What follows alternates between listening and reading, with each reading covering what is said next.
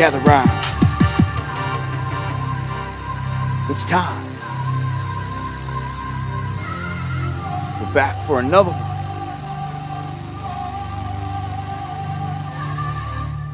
Underground World News Live. Back at ya. Much love, the judge in the house. 420. Gunther, Joe, Susie Q, Kathy, Quantum, all the mods, Gabe, thank you for the feedback. Dwayne in the house. All the purebloods out there. Much love. Pixie with us. Thank you, E-Fits. Thank you for all the feedback, everyone. Gary, Jay, Eon, good to see everybody. MC Dirty. Hope everyone's doing good. Yeah, got some interesting things to discuss tonight, that's for sure. Thank you, Joe. Again, I appreciate all the feedback. What's going on, Annette? Any new people, welcome to the underground. There's Victor out there, Geo, just giving out some shout outs real quick. Here on this 11/11. So yeah, hopefully you had a good day. This is a song, one of my favorite songs from the year.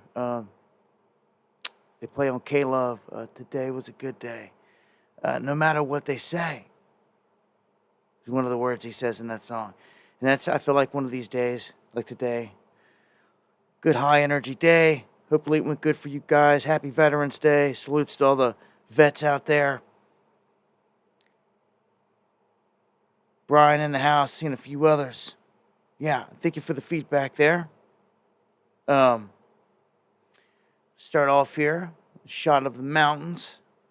As I always say, if you guys got anything you want to get to me, videos, images, things of that nature, dabu7@yahoo.com. I will say that if you do send links, check them out first. Make sure they're legit, and they're not ones that are going to have like glitches or dragging down, all your data and all that stuff. Because just one bad link can cause everything to go haywire. But I appreciate everyone that shares the stream. Much love. We're going to start off here up in space, but on a different tip. We've got a Starlink satellite that broke up over the southwest of the U.S. People saw this over Texas, Oklahoma, Kansas. And they were saying, oh, we got a meteor that's broke apart above this area. Well, this apparently was not a meteor. It was a Starlink satellite. And then they try to just write this off as that. They try to just say, okay, you guys are wrong. It was a Starlink satellite. And then push on. But others were quick to point out that were asked the questions of, well, what kind of Starlink satellite? Because the normal Starlink satellites are not this big, and they don't blow up like this in the sky, like with this much debris, and put on this big of a show. They're smaller, and really be hard pressed to catch one burning up. It happens so quick. But Starlink has dozens and dozens of different kinds of satellites out there. Don't be fooled. And some are speculating that this one was one that had to do with some high-tech stuff. Whether it was weather mod, weaponry, military-based, something of that nature. This is the second satellite to blow up in a matter of weeks. Now that I think about it. I'm just saying, at some point you've got to start paying attention and keeping track of all the stuff that's going on, and it is. First they tried to say Boeing's mysteriously blew up there, and now all of a sudden, this one of SpaceX. Jay Bear, thank you for the coffee. Much love right back. I appreciate the support. That is the best way to support the channel.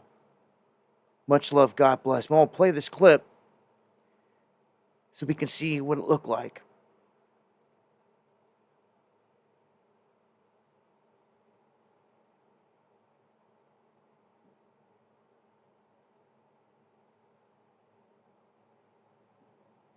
So for the experts that I guess that observe this, they say that that was way bigger than a normal little satellite. It must have been a bigger one, a bigger rig, so to speak, with more on it. Which that's what raises all the questions. If you guys ever witnessed one of these events or anything burning up in the sky, grab the camera, man, and film it the best you can. I know sometimes they're fast events, but a picture, anything to capture just the moment. Because a lot can be seen in just an image. Just the color alone can tell us a lot. It can tell us what metal, what element is burning up in the atmosphere. And we can go from there. But I just wanted to point it out. Some speculation. This might have been taken down. Because also what's been said is SpaceX tried to say, oh, it was just one of its regular satellites. And some of their satellites are designed to come down and break up in the atmosphere before causing any problems on Earth. But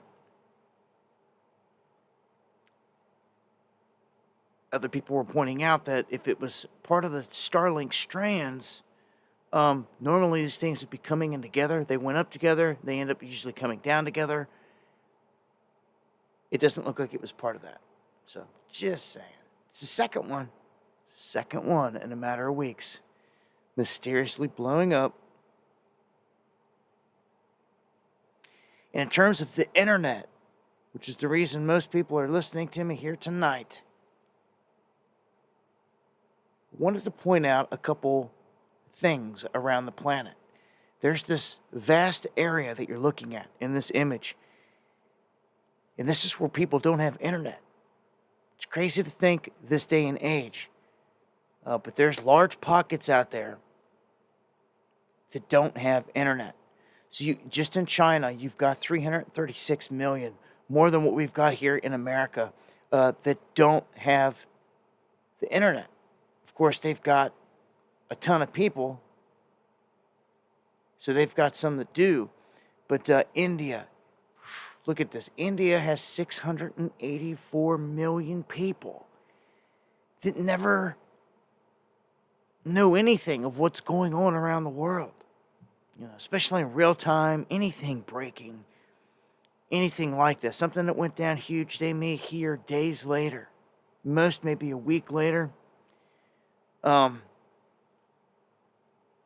You know, if you're deep into an area that doesn't have this and everything spreads word of mouth, you got to think, man. So life is different in the world's most populated country of India. And this live stream probably not reaching into India or China. Maybe, I don't know, some of these places. I've had people check in from Japan. Much love to cats out there in Japan. Some in Indonesia, Australia, different parts of Africa, the UK, different parts of Europe. But Nigeria, Ethiopia, I actually thought there might have been more in Africa, but South Africa has a pretty good setup all the way up till you get up toward Tanzania in terms of infrastructure and internet and things like that. So, yeah. And if you're in California, I got some bad news for you here, and this is all thanks to your fearless leader, Newscomb. Gas is going up. They're saying that, and thank you, Stephanie, for the coffee. They're saying that the climate fuel rules could add 50 cents a gallon to gas prices. And I saw earlier on a headline, right before we went live here, it said $1.50 because of this, that, whatever, in the third. Yeah, it's anywhere from 50 cents to $1.50 more. Expect to pay more at the pump in California. Times are tough. Like I said, Newscomb not making it any easier on anyone. In Cali, that's for sure. So the cost of owning a home going through the roof as well. I've been keeping track of this, all throughout the past several years. And really, what we were looking for is you were looking for a moment when they pulled back on the interest rates. That was going to open a window for people to buy and sell. And that happened a little bit here recently, but that did not really affect the price of everything. Because here in America, they've slowed down on building any new homes, and the inventory, they say, is shallow. Like, there's just not a lot. This is why BlackRock and others are swooping in and buying up homes in other places and then turning around and renting it to the people that used to own it. But this is what they call the everything bubble. Okay? This thing kind of began and went parabolic, so to speak, when lockdowns began. And it ran up, it dipped back down a hair, but it's hitting right back up. And it's what they call the everything bubble, where they've got all these different factors tied into it, and it's basically when the whole market's going to implode and come crashing down.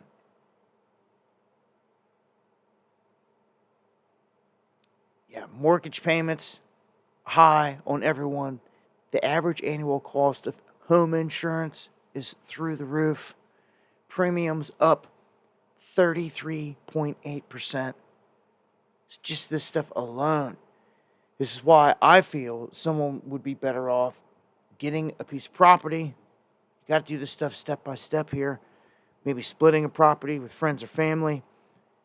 It ain't got to be huge, just something tucked away and that's got resources more than anything. Wood, coal, natural gas, water. And I would build my own home or buy one of these. They're selling all kinds of mini homes these days. And if you don't want to live in a mini home, like I said, I know places all around here that sell these buildings that you get them whatever size you want, man. 1 story, 2 story, 3 story. Huge if you want. And they'll run all the electric. They'll do all that stuff too. Or you could save some money and do that all yourself. Just saying, where there's a will, there's a way. You can break away from the slave trap. Remember, Tesla came along and figured out how to get energy for free right out of the air, right out of the ether. And the government didn't like him too much for that. J.P. Morgan Chase came along and said, nope, not having it. We want to put a meter in everyone's home. We want to tax everybody, charge everybody, all these bills every month and control them. You can't do that with Tesla power, you see. So it takes away their power and their control. So when you go off-grid, it's not just like a lifestyle or something like that. It's really fighting back against the beast big time. When you're pulling off of the grid that they can't just cut you off of. They can't just pull the rug out from underneath of you at any time, ever. I can't stress it enough, man. The independence and freedom away from the beast. And then you can just move to the next step after that. But, man, look at the cost taxes on all of it. It all starts to stack up. But one thing's for sure, if you've owned property here within the past 5 years, if you've owned anything and held on anything or have a house, it's definitely increased in value. Property's increased in value, all of it. So I don't see that coming down because our inventory isn't going anywhere anytime soon. We're not reproducing here in this country like we used to. So it's not like there's a population explosion here. Matter of fact, we've got to get that trend fixed because any nation that starts to go into reverse in terms of the population, birth rate, they cease to exist at some point. So China going through it major. Jenna, you got that right. It is debt slavery. Yes, in the underground for 2 months. Much love. If you guys are Bitcoin traders, well, it's blasting off to the top. And you got to watch this. Let's take a look here. Look at this. Look at that. Look at these. Look at that leg up right there. It's above 87,000. It definitely looks tantalizing and like, this is nothing you buy into, right? If you're in it, it's an explosive moment, but you better know how to sell a tip, or you're going to be holding for a long time. Jenna, thank you for gifting the membership. I've followed the past several cycles of Bitcoin, okay? And I don't claim to be some renowned expert, but let me tell you something. I've done way more than the average Joe in crypto in terms of studying and our homework. We spent years studying this, reading white papers, everything about it, figuring out who Satoshi really was. It's your NSA. And all the other factors. All these other supposed to be private coins, and then your stable coins, and then Tether, and then who created it and where, and all this deception that was tied into it. It was enough for me to realize that it was a big tax trap for almost anybody in the game. Huge tax trap. Matter of fact, as long as you're aware of those implications in terms of the crypto, because just if you even send it to somebody, it's taxable. You see, at first, I know a lot of people out there didn't know that. They were just sending it to people. People were taking it in as donation or whatever, and people would be sending it and be doing this and that, and not necessarily buying things, but maybe, like I just said, donating it to somebody, but just sending it to someone is a taxable transaction in the government's eyes, and that's a trap, let me tell you. Let me tell you. You want to be the one that has to be responsible to go back and track every single little thing that you did once this is realized, maybe even years later by someone that had been splurging or spending it the whole time. Yeah, it's a huge trap. And they're going to come and knocking on certain people's doors out there here one day. As soon as they get inside Coinbase fully and they get all the records. You see, Coinbase fled the United States, and so did a lot of other places. It'll be interesting to see if they come back under a Trump reign here and try to set up shop, which I almost bet they do. Because Trump's supposed to be the pro-crypto guy. That's why everything's blowing up and you're seeing this. He's anti-CBDC, if you're new to the game. And CBDC is a central bank digital currency. And it is a government's dream in terms of tracking everyone, every transaction, taxing you on everything, and controlling everything. You can see this around the world if you do your research in places like China and others where they've rolled this out and where they want to control everything. Here, the people seem to have gotten hip to it. So Trump said, you know what, I'm against it. But what he does roll out, what he does support, is stable coins. And in the midst of this, they've rolled out a world coin. His sons are on board with sponsoring and pushing out what they call the world coin. And all of this is on a digital platform.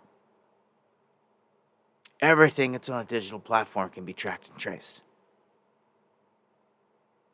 There's nothing a Trumper can say to deny it. I mean, they guess say whatever. You can live a lie if you want. Make up whatever. Live under whatever fantasy you want to create. But anything that's on a blockchain or even a digital ledger, it's all trackable, traceable, and that's the reason. And this was a fork in the road where they control both. And most people in the masses here, all they read is headlines and really don't see past it. It's off to the next one. And if they would have spent any time on this, they would have realized this was trappy. And it is It is full scale. So Trump is going to be, they already are promoting a digital currency, world coin, so that you know, and backing stable coins. Because he's saying that maybe we can back them with US dollars and all this, and other experts are saying due to the kill, it can end up hyperinflating everything and killing it. He has to, whatever happens here, I think it's destiny. The U.S. economy comes down. At what point? I don't know. It's a huge question.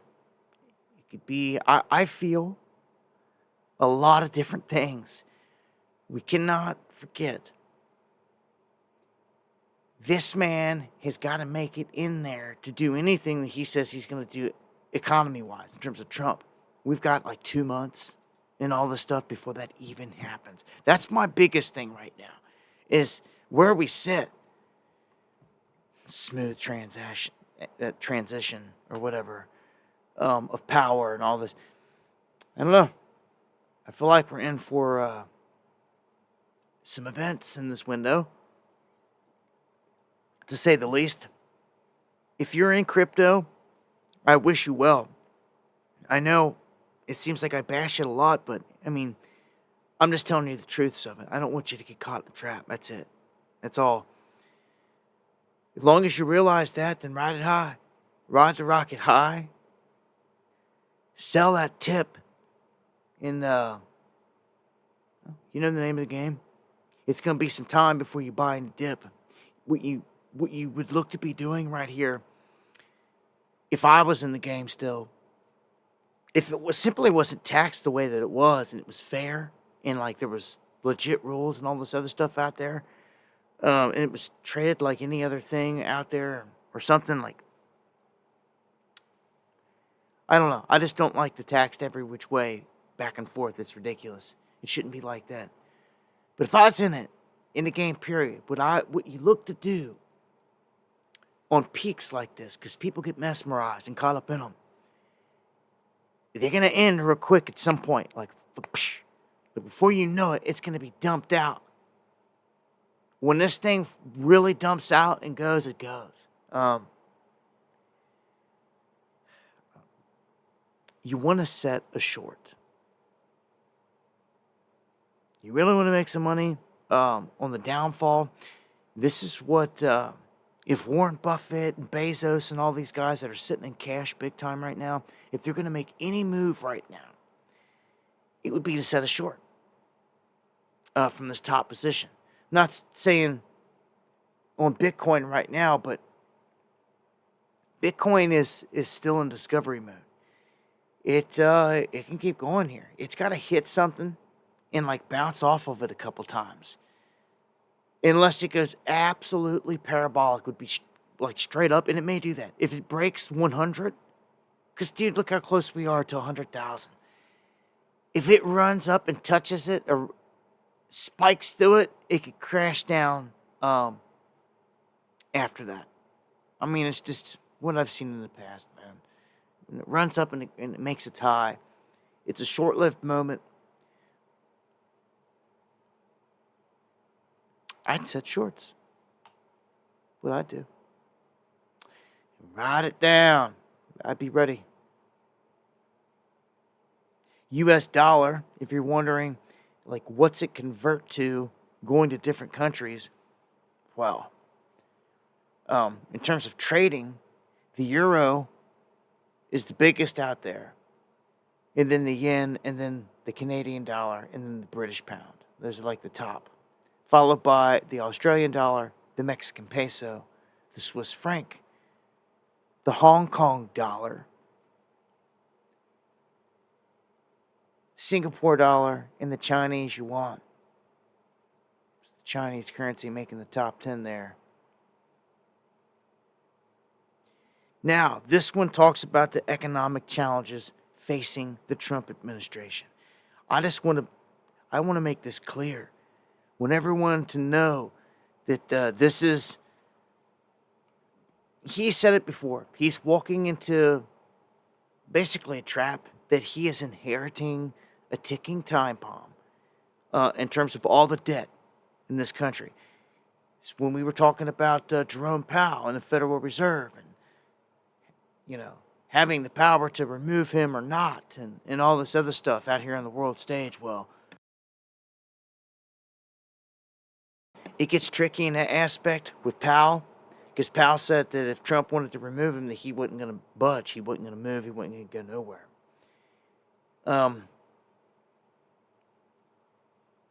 Well,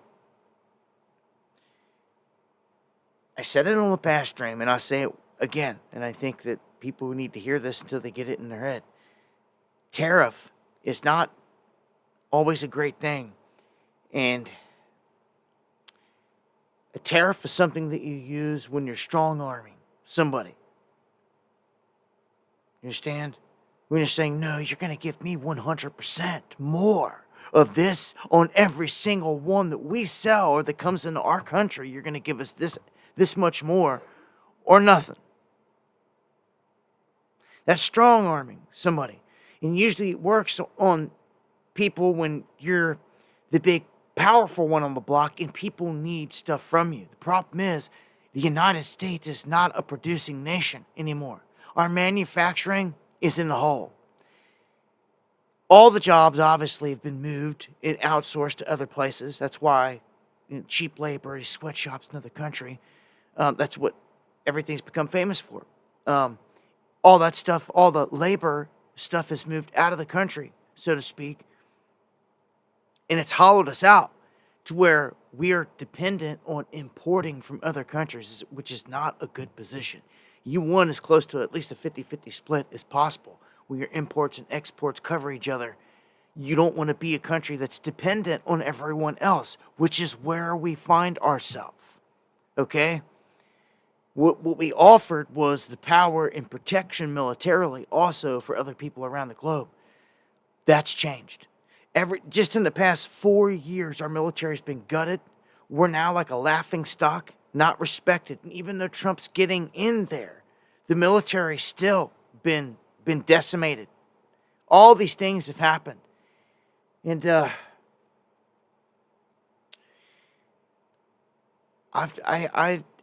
I can't explain the visions that I get, but when all this came upon me a long while back, and I told you my first impression when we were wondering who was going to win, who was this and that, I told you Trump, and that they were going to dump it on his watch. That's what I was shown.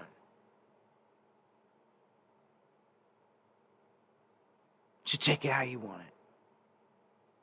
I ain't got a crystal ball and win. I'm not sure if that matters. You should be prepared, You should just be prepared. I think you're a certified health coach. It's Revelation 2:11. You should just be prepared. Like with anything else, and you should be prepared like, he comes like a thief in the night. This can happen at any time. So I'm not going to spend a whole lot of time hung up on that. I've warned about it for over a decade. We're like right there. Trump's not in there though yet. So we've got 2 months. Like I said, that's the big thing right now is this 2-month gap. What can they do? Can this Biden regime churn up a record amount of money and just send it off to Ukraine to be laundered last minute? Could they be a part of a preemptive strike with Israel, on Iran, on somewhere else, with Ukraine, on Russia, and create something so big and nasty that Trump can't get out of it? Can't talk his little peace plan to fix it? Could they overwhelm this country with more migrants than we've ever seen in history between now and Inauguration Day? Guess what? I think all that's happening and more. And we're going to talk about it here tonight. Before I get to that, an update on the monkeys. This is what you don't never want to hear or see. Where you got monkeys out there on the loose, out of a lab. Of course, they always go into damage control and say, oh, later this and that. They did last time in Pennsylvania. But they were lying and we caught them. And remember, one of the monkeys bit a lady, and like we never heard about her again when that happened. This is facts, Jack. And the story changed on this.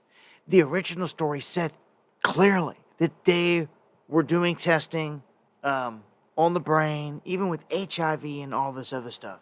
They tried to come out later and say, no, these monkeys weren't tested on, that they were safe to calm everybody down. And see, as soon as they said that, everybody calmed down. But then you get these monkeys, safe or not, still running around. They've caught half of them. Okay, more than half recovered. So they've got about half left. And I seen somebody in Georgia tweeting out an image earlier today, South Georgia, down there by South Carolina, on their farm, animal cam, a trail cam, had a monkey on it. So that's the last thing that you want to see on your trail cams if you're down there. You know, that monkey's on your property, going through there. I mean, let's just hope these Alpha Genesis monkeys are harmless. But man, you know, one freak accident, 28 days later. We don't want that happening. And keep it pushing here. Gunfire erupting on Spirit Airlines. And boy, do I ever hear anything good about Spirit? Do I? Like, it seems to always... I don't fly much, and for the people that do, that I hear about Spirit, it always seems to be like last-minute stuff getting switched up. I don't know, maybe getting your flight shot up, which is crazy. So you're talking a flight from the United States, from Miami, down to Haiti, where apparently all hell is breaking loose, if you haven't heard. They're just shooting at the aircraft that are coming in and taking off and everything else. It's like all hell rebellion down there. And I'm going to tell you right now, Cuba's descending into hell. All right? Where the grid's gone down multiple times. It's going down here, man. Cuba, Haiti, all these places have been turned into like hell. It's not good. Because, well, they were fleeing and just all pouring into this country. And they still are, should I say. They've actually got 2 more freaking months to do this. Man, Border Patrol needs to get with it and just boycott. They need to like boycott the treason, the corruption, and the illegal orders.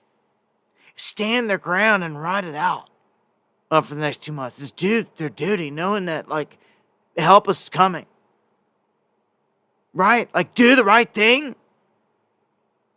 Secure the border, for crying out loud. No, they're going to wait all the way till the 20th here, and they're going to let this wave in. A massive wave that's coming. Anyhow, man, when you're on a flight going down to places like this, you would expect it to be safe, not have bullets coming into the plane. Look at this clip. It goes from here to here, here.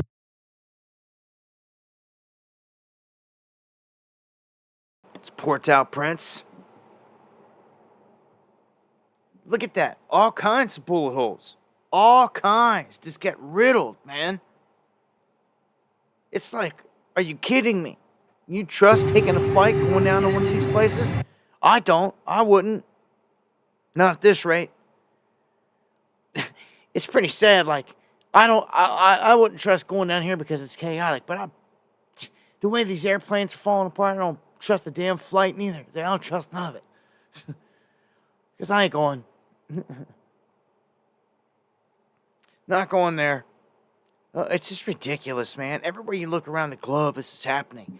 I can't even go and I can't even plan to go down in Mexico for some expedition because there's so much ancient stuff hidden there in the jungle, and just do something fun and invite y'all to come with me and join and do something legendary. We can't even do it because you'd have to go down with a whole militant team with guns and all this other stuff and prepare to die, face the face the cartels down there just to do it. Just to do it. You don't get it twisted with these cats that are living down there in Mexico inside these compounds in Acapulco and everything. It's got the high security in the city, making it look safe. Because, man, I've been looking at this for years. To get to any of the ruined spots safely still, like I said, you're going to need transport. It's ridiculous. You're going to need safety. You're going to need people that got your back. All right, check this out. For all my people in Illinois, you've got a rare win. A U.S. District Court judge blocks the ban in Illinois on certain types of rifles and the attachments. It's a win. Last show was Colorado. They were trying to take away the rights of people. A judge's move. So, keeping track of all of it. That's where we're at. All right, let's get to this FEMA official that has been officially removed after posting a message to all the workers telling them to avoid houses that have a Trump sign. Or if you think that this house has a Trump supporter in it, keep going. I showed this on the last stream. I talked about this on the last stream. Since then, it's blown up even more, got more attention. The woman involved in this has been fired. Okay? So, for people who are like, oh, there should be some justice, this lady needs fired. She was fired. But they're saying that it goes even further. It says it goes even further. What's the next one say? The FEMA scandal larger than thought. D.C. was directing and advising officials to ignore homes with Trump flags. If this came down from the top, this is absolutely massive. And we'll play some clips here.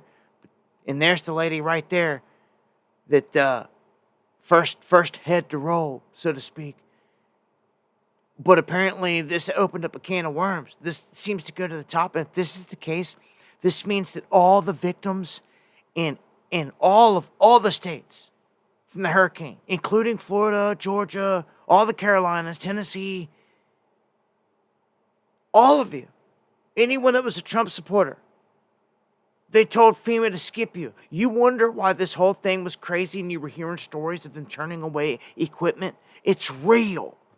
Of body bags being needed by the thousands, and I'm telling you, only a small amount of people died. Ridiculous. You still got people coming out saying that they're going through fields and finding anywhere from a couple dozen to a couple hundred bodies in these locations that still reek of death. People gagging and all this stuff because there's just mounds. It's all people could do, until help arrives. Is just, kind of lightweight bury these people right there at the spot. Who's burying them? The people that lost their homes, that have nothing, don't even have a shovel to dig. They're having to come up with something to do this. This is absolutely horrific. The media has turned a blind eye to it. It is still horrific. The damage is so bad, it's going to be everlasting. It's going to be here for a minute. One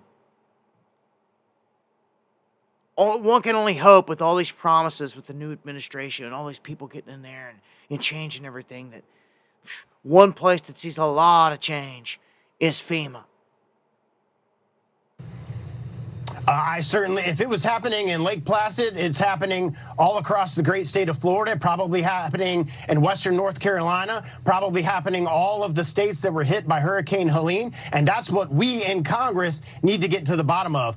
The FEMA administration wants to say this was an isolated incident, but there is alleged text messages from Washington, D.C. to the supervisor advising them and directing them to do this. So somebody higher up within FEMA was advising the people on the ground to do this. So if it was happening in Lake Placid, I can guarantee you it was happening in other places all across the great state of Florida and the country. And the Oversight Committee needs to get to the bottom of this. And the very first stop would be the person who was fired, put them under oath, and ask them who in their chain of command was directing her to do this. That'd be some interesting testimony. You touched on this a moment ago. Ron DeSantis, your governor, sent this out on X. The blatant weaponization of government by partisan activists in the federal bureaucracy is yet another reason why the Biden-Harris administration is in its final days. Did you reflect on that at all, that last point there?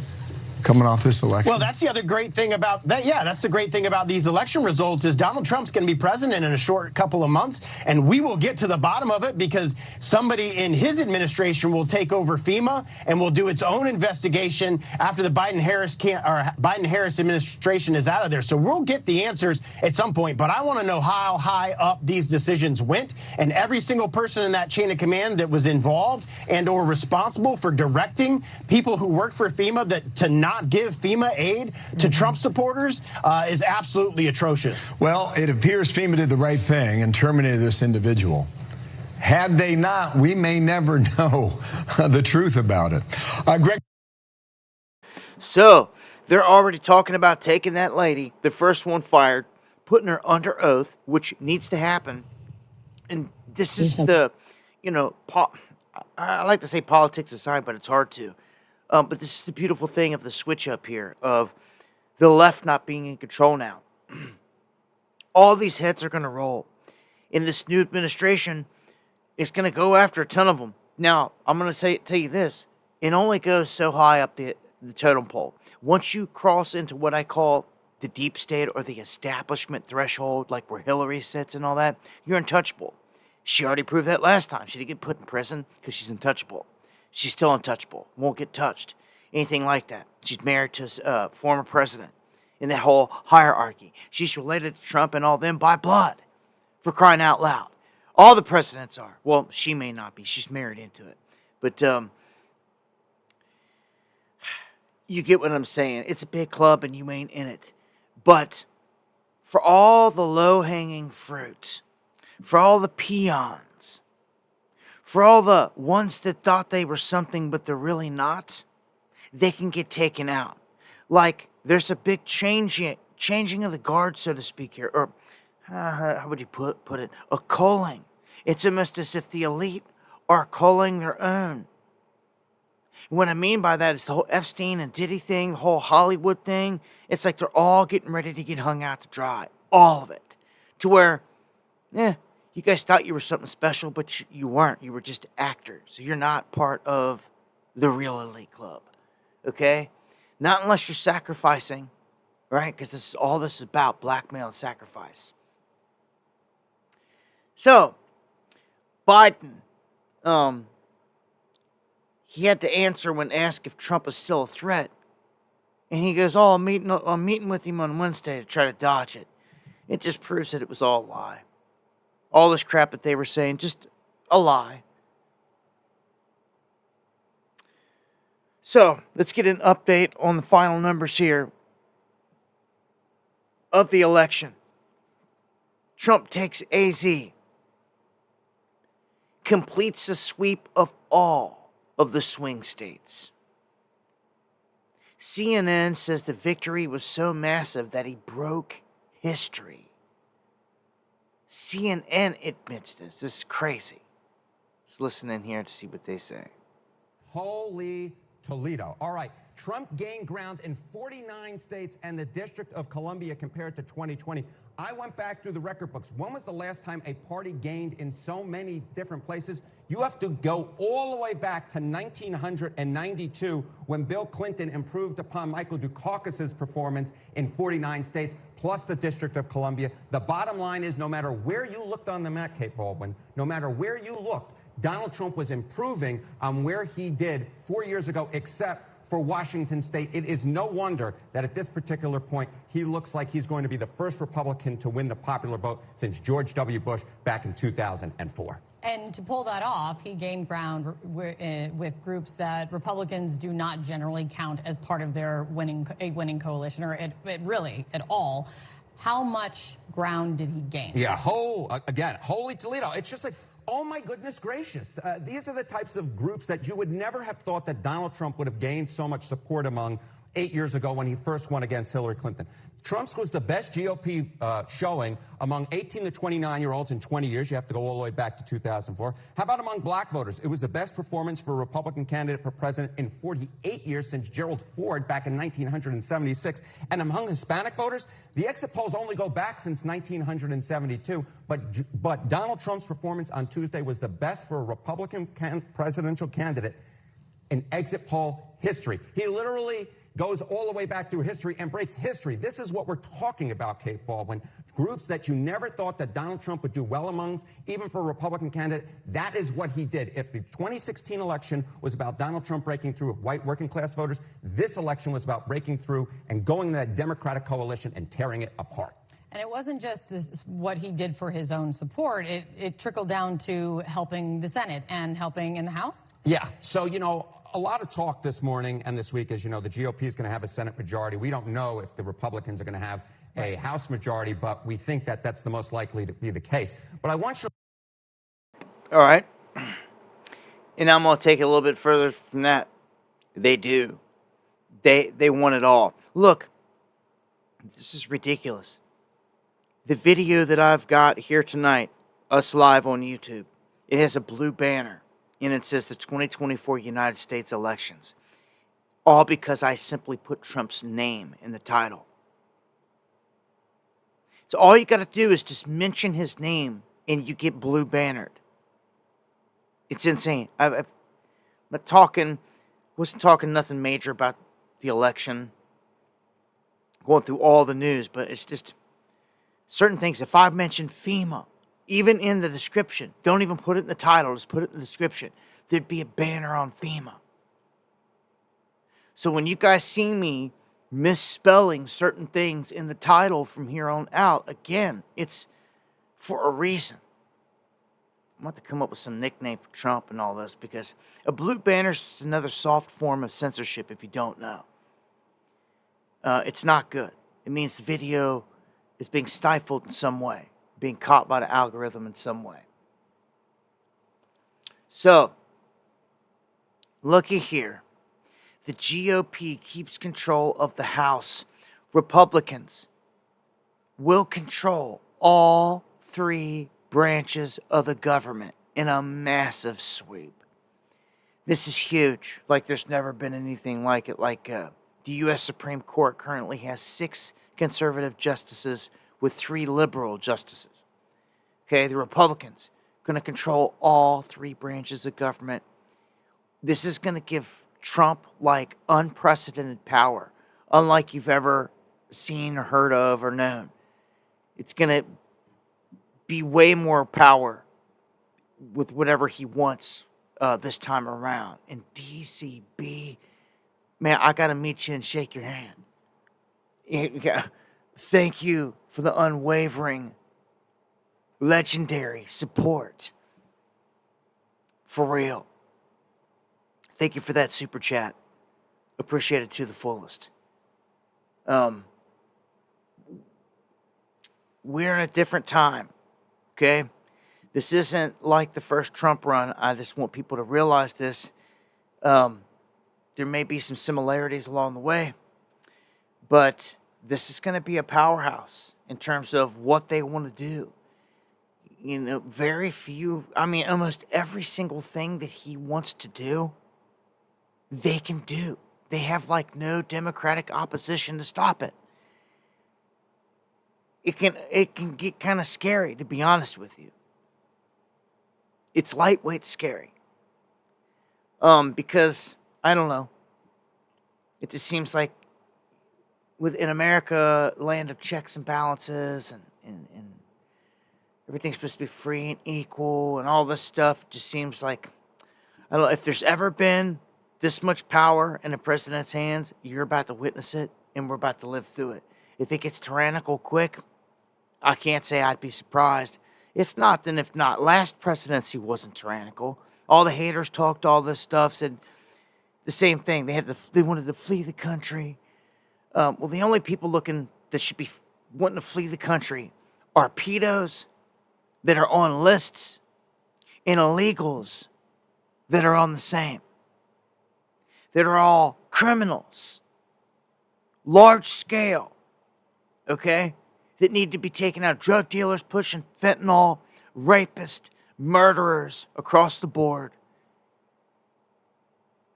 All these types of people and all the people that were doing dirt up to this point, anyone can get it, right? Like if you were doing something dirty against the American people, against our freedoms, things of that nature. Again, you have to be weary, though, and be open to the fact that anything can happen, though, with this much power, is all I'm saying. So what this should bring forth is, yes, they should be able to go in all these corrupt alphabet gangs. They should start to clear them out.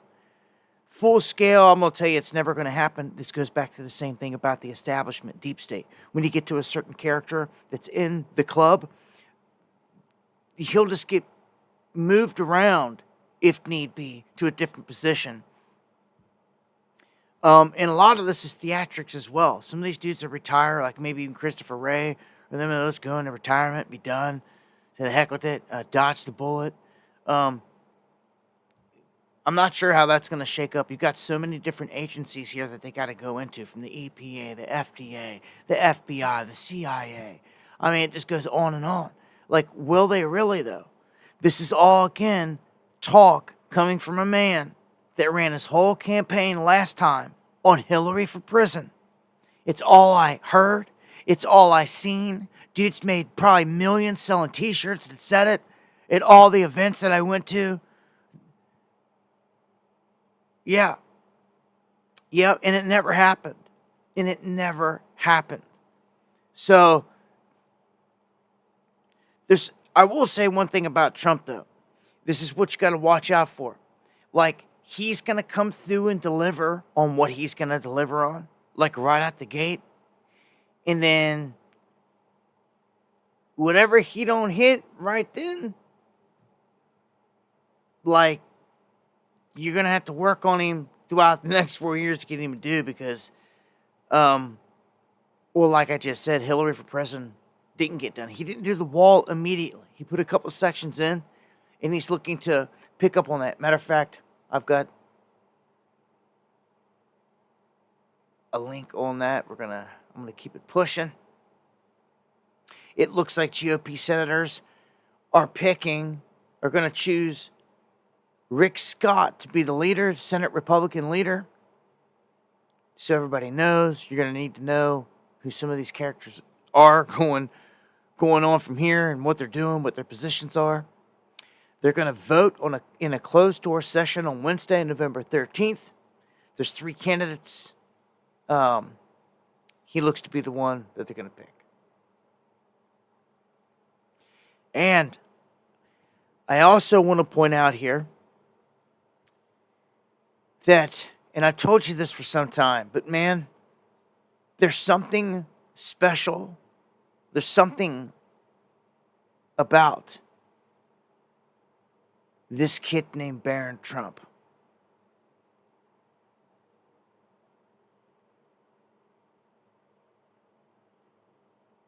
This giant that stands 6'9". And thank you, someone, for the coffees there. Much love, Pittsburgh. Yeah, this young giant, which may still have room to grow. 6'9". He towers over everyone, and let me tell you, when he's on the stage already, I'm gonna tell you right now, man, I've seen a lot of politicians. I mean, come on, Trump himself, like, he's the rock star of rock stars.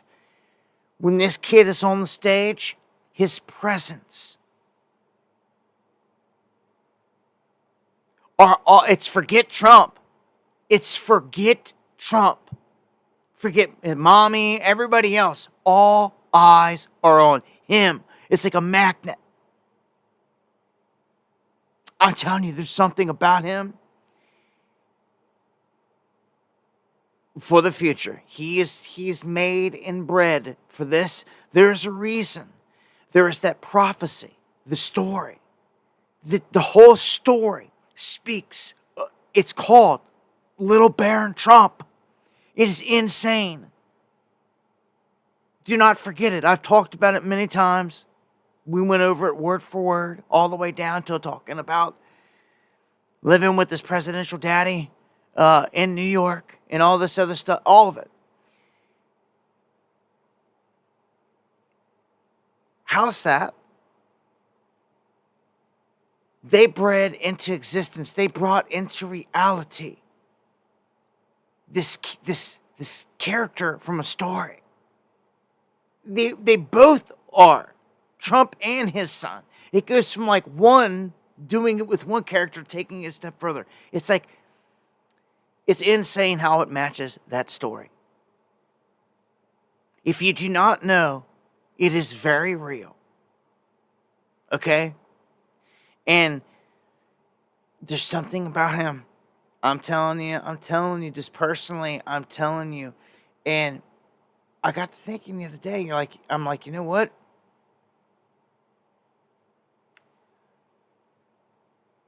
I've never heard his voice. Never heard his voice, right? So, I wonder what this dude sounds like. So I go looking, and sure enough, it's like a super secret thing. And like, there's a couple clips. There was a clip some lady caught him at a crowd saying something, but it was so distorted and messed up. It really didn't. It wasn't a clear hearing his voice. Like he's talking like I am. Well, they've got one, and it's kind of the same way it was done. He's in an event, and there's some, I don't know, they may have had the camera hidden, because it seems like that he wasn't aware of it. But he's talking to the guy next to him, and he's like, Preston, and shakes his hand and all this, and you can hear him talking, and it's like, whoa, okay, you get a taste for who this dude is. You hear him speak. Now, for the longest time when he was coming up, it was like, is the kid a mute? Because they said that he was vaccine injured and all this. Trump had said it. Thought that he had some kind of reactions, you know what I'm saying, from stuff like that. But it looks like he's all right here at this point. From what I've seen in that clip, he communicates just fine. And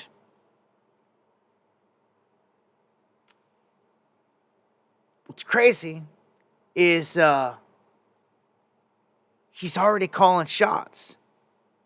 So Daddy was like, you're going to come aboard, you're going to help me this time. And I guess, Ivanka and all them that were a part of the last administration, they're taking a back seat.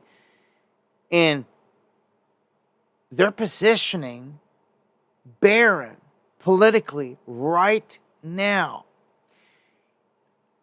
He is like one of the architects, basically, of his strategy team. And when it came down to what the Trumps were going to do, everyone is saying that one of the most brilliant things that Trump did in the end that really pulled in all these people, especially the young people, all those people CNN was just talking about as well. A lot of them came from podcasts, from live streams like the one you're listening to right now. And Barron selected a list of the places, and they said it was ratings gold. Every single person in podcast that he selected, it was ratings gold. From Aiden Ross to Joe Rogan, he picked it and lined it up, and they really say that that's why he surged with the young voters. And even voters that are asked, they cite, well, the first thing out of hundreds of them's mouths is, oh yeah, I saw him on this podcast. It's the first thing they all start off with. So there's something happening. We are making a difference out here. Censored to hell and back or not. Live streams, podcast, outside of the mainstream media. It is the new media. And there's just nothing that they can do ultimately to stop it.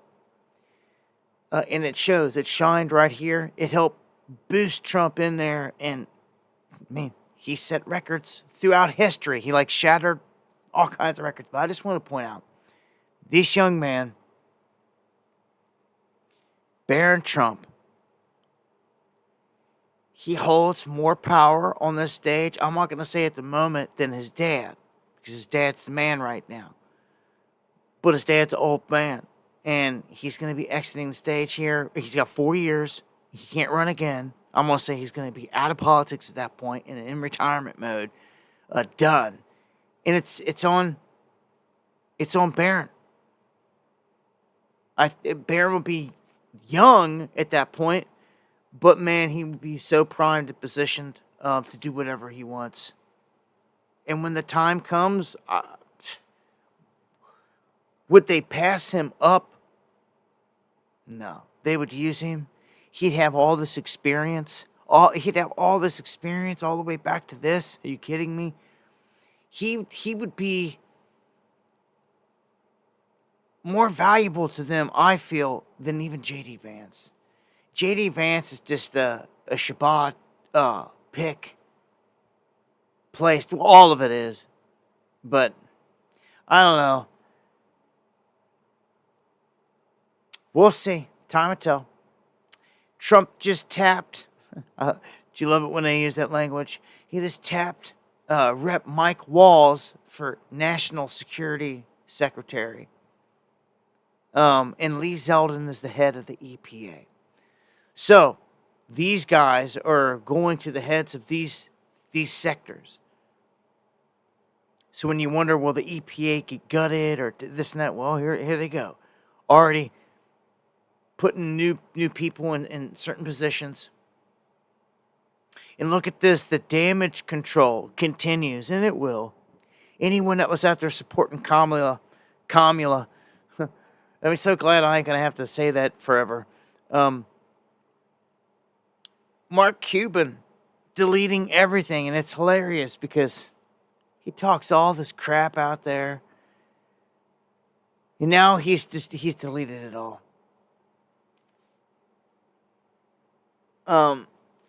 He played the political game and he lost. He was openly attacking millions of strong, intelligent women. It's disgusting, but it's what they do. Now he's in damage control. He was doing what they're supposed to do. He was towing the line for the team. He don't care. He's part of the club. He's in it. It's a big show. Yeah, Mark Cuban is a major player.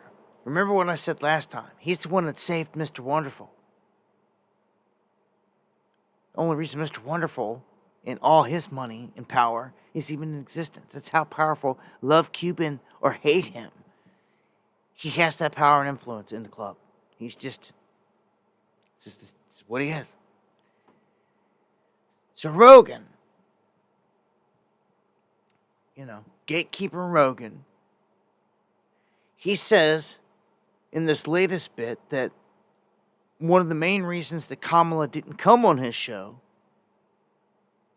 and Theo Von says the same thing, is that they wanted to edit his stream. You can't have that. Like right now, if we're live, if you come on my show, granted, he's a podcast and I do things differently. We run it live around here, which is how we like it. I could do podcasts too. I mean, we've fiddled with them in the past, but you lose the live chat. Look at all of you that like to come here and watch a live show. You lose the interaction and all that. You do. And I don't know. I just like live. I think live's better. Plus, it's breaking. It's fresher. It's completely unedited, and you know it. I mean, but their administration wanted to edit it in case he asked any, hard questions. I mean, you don't even have to ask her a hard question.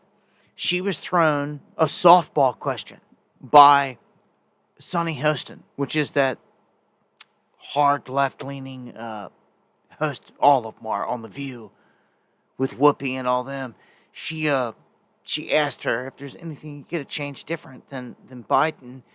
She could have been smart and honest about it and just simple or something like that, but she doesn't have that. She's not sharp. She's just a puppet. And when asked these basic things, she oftentimes gets caught like a deer in the headlights.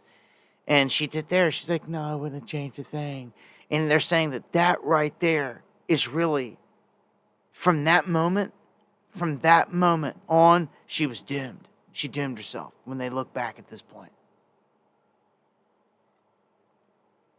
You like Joe smashing trolls with the quickness?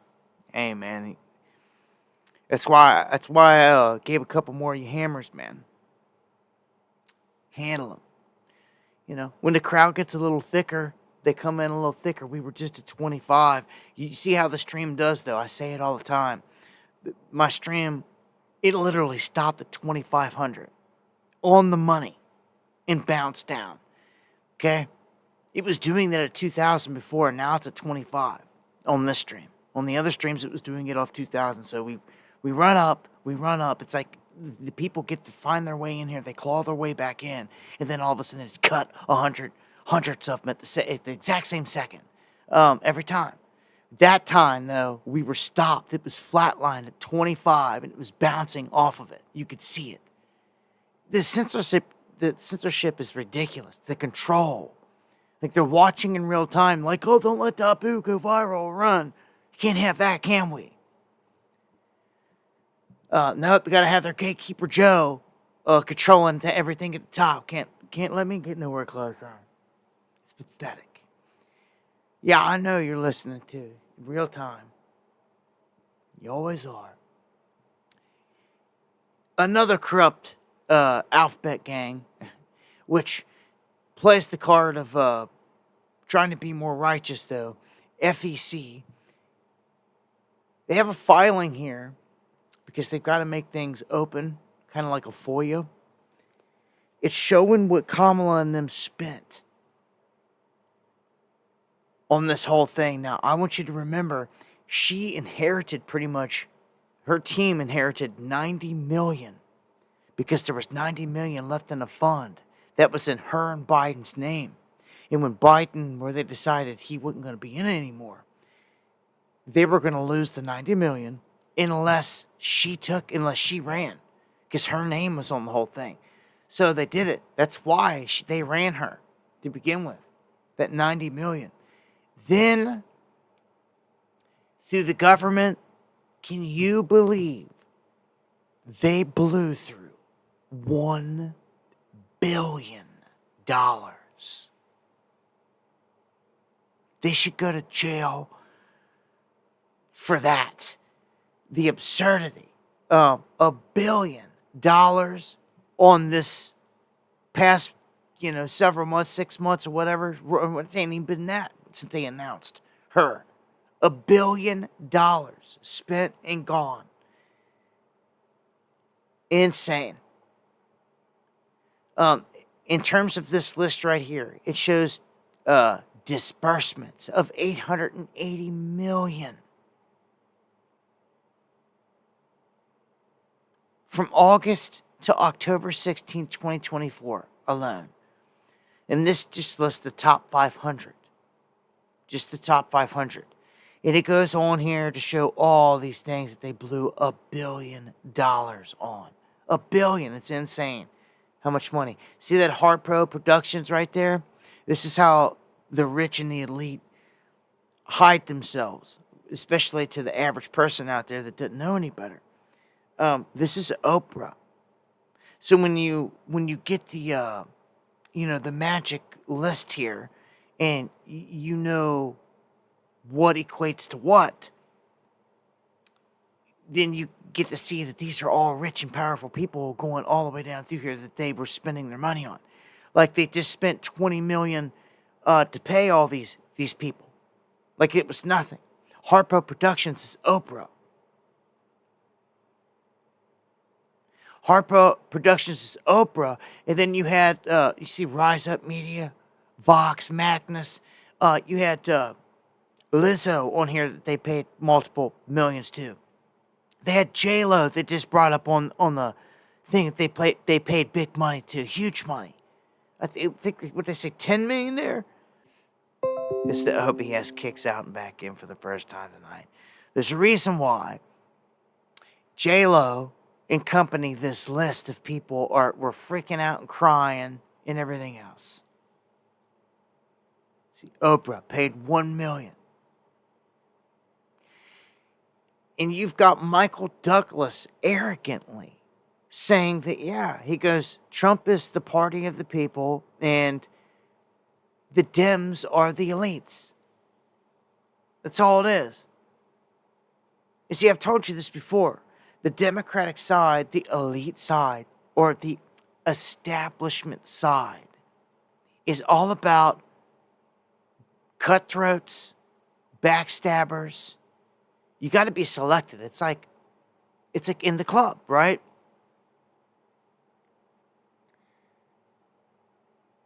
Anyone that works for the feds or this and that, they consider to be a yes man. Someone that'll rat you out in a second, stab anyone else in the back in a second to get points.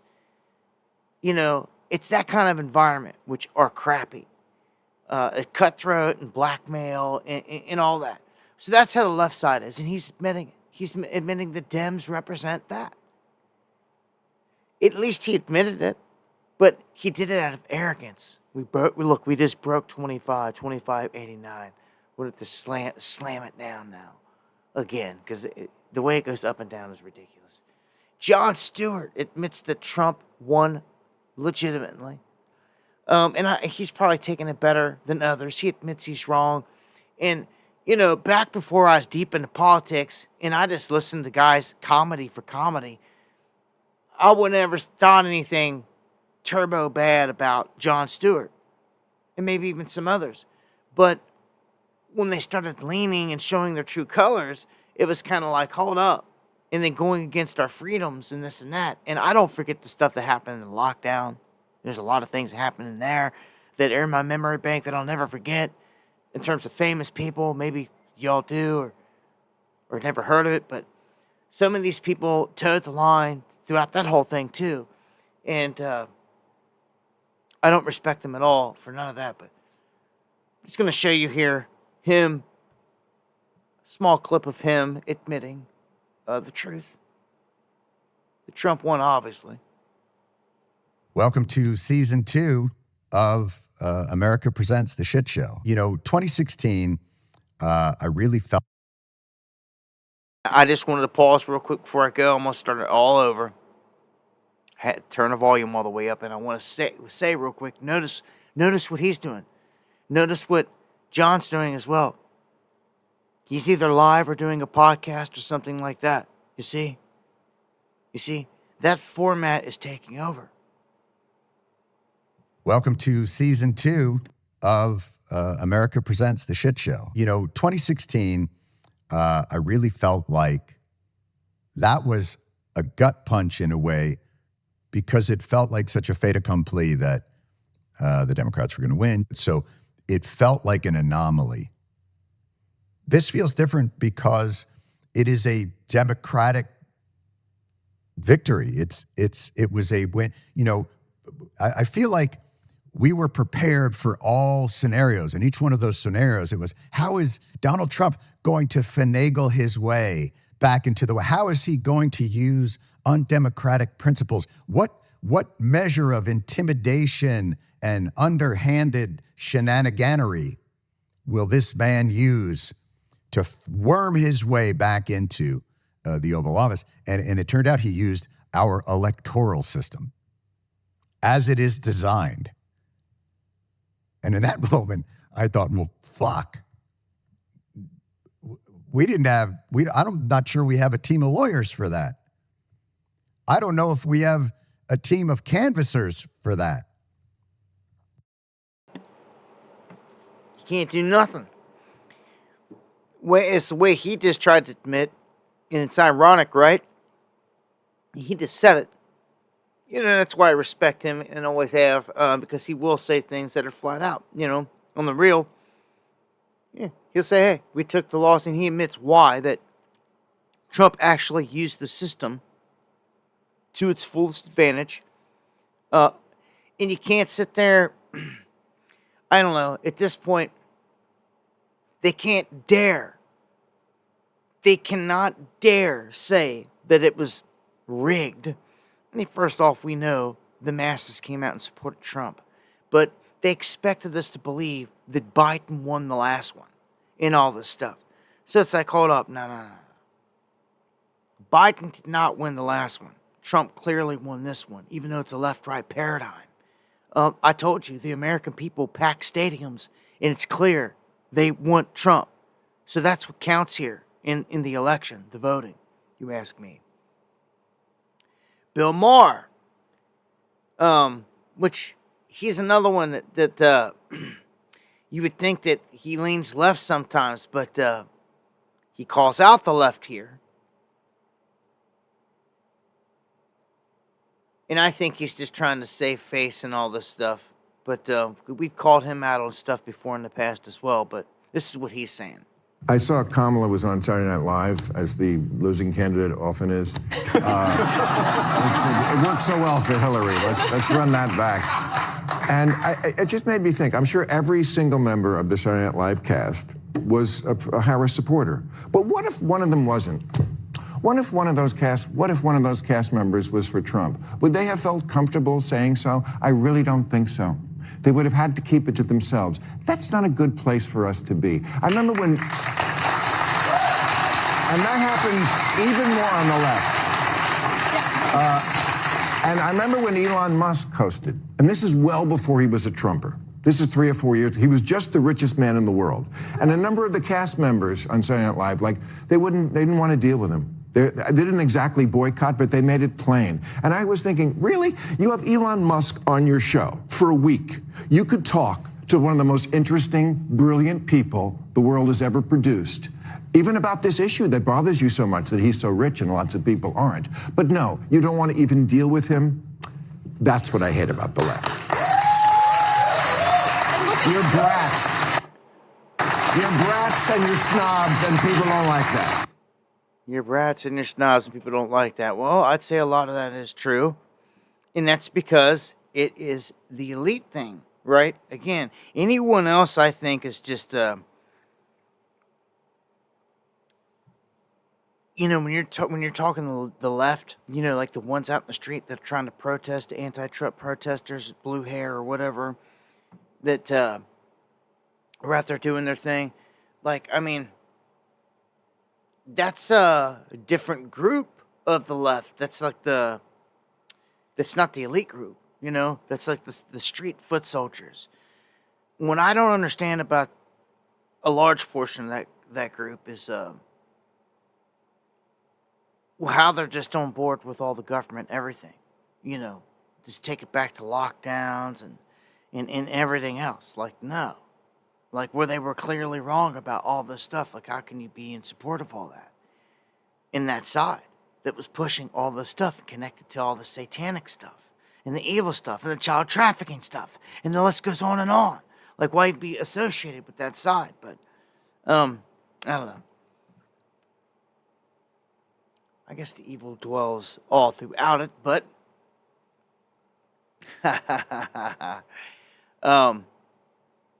I got to play this. I got to talk about this real quick because this is nuts. Never have I seen people openly talking about killing other people and it going like mainstream.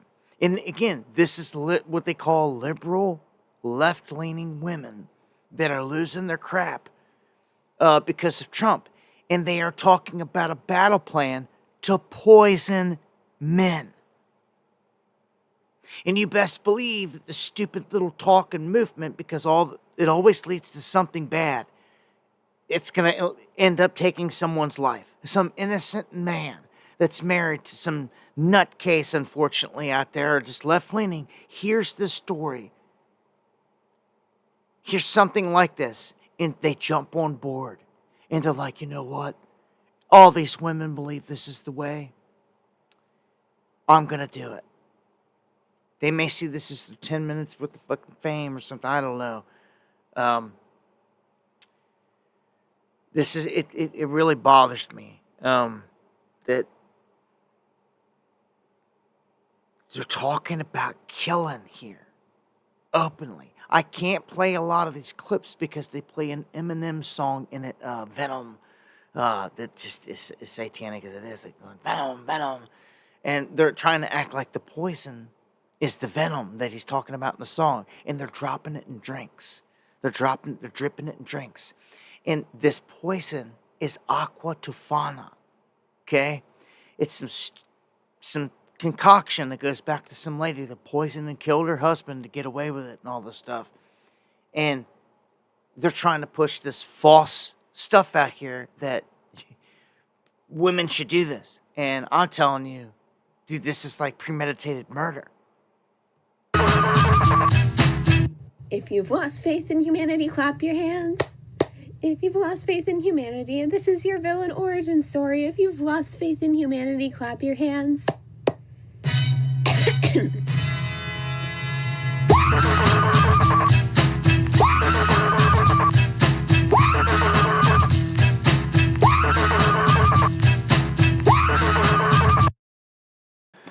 Okay, so they made fun of that one there.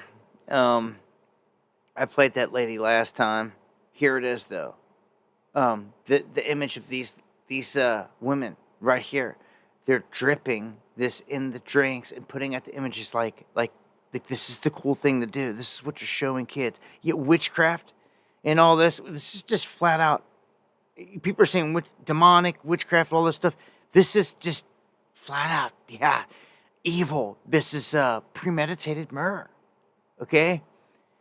It shows that the internet searches for aqua tofana, a potent poison created in Sicily around 1630 by a woman named Giuliana Tofana. It's historically used by women that want to try to free themselves from relationships by killing the man. And the searches for this spiked shortly after the election results. See, the sheep out there don't realize that the government in the whole world is watching your every move through analytics all the time. Whether they realize it or not, they're being moved, by all these headlines to do certain things. And look what people did after this election. All kinds of different searches happened, but this was one of them.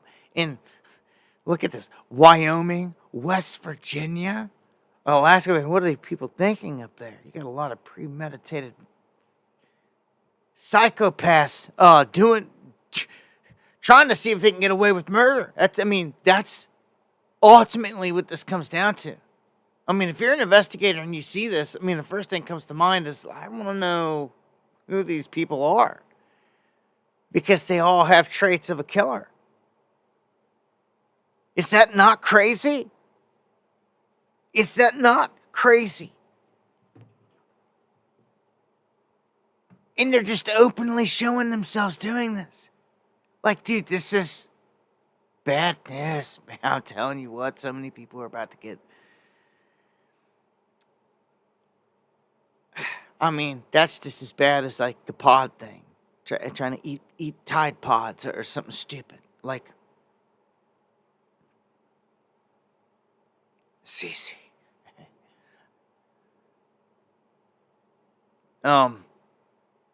So, the protests are back. It's not BLM. I told you last time, BLM has been dissolved pretty much. And you can see what they call the radical left at this point, marching in the streets. Here's a little clip out of New York.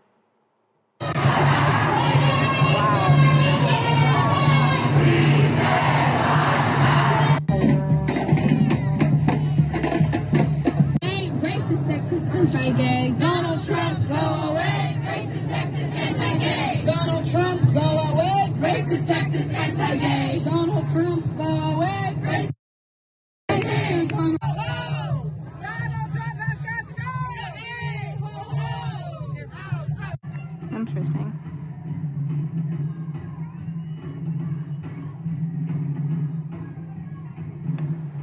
So this is one of the bigger protests going on out there. I mean, you got it after pretty much every election. And I'm sure you're going to see it up in D.C. and it'll get thick around the election or around the inauguration.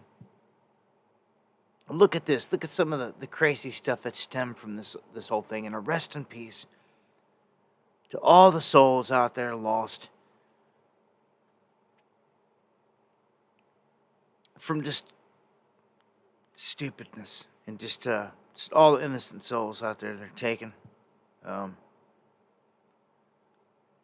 Well, you got a Trump-hating Minnesota man here, kills his wife, kills his ex-partner, his 2 children, and himself.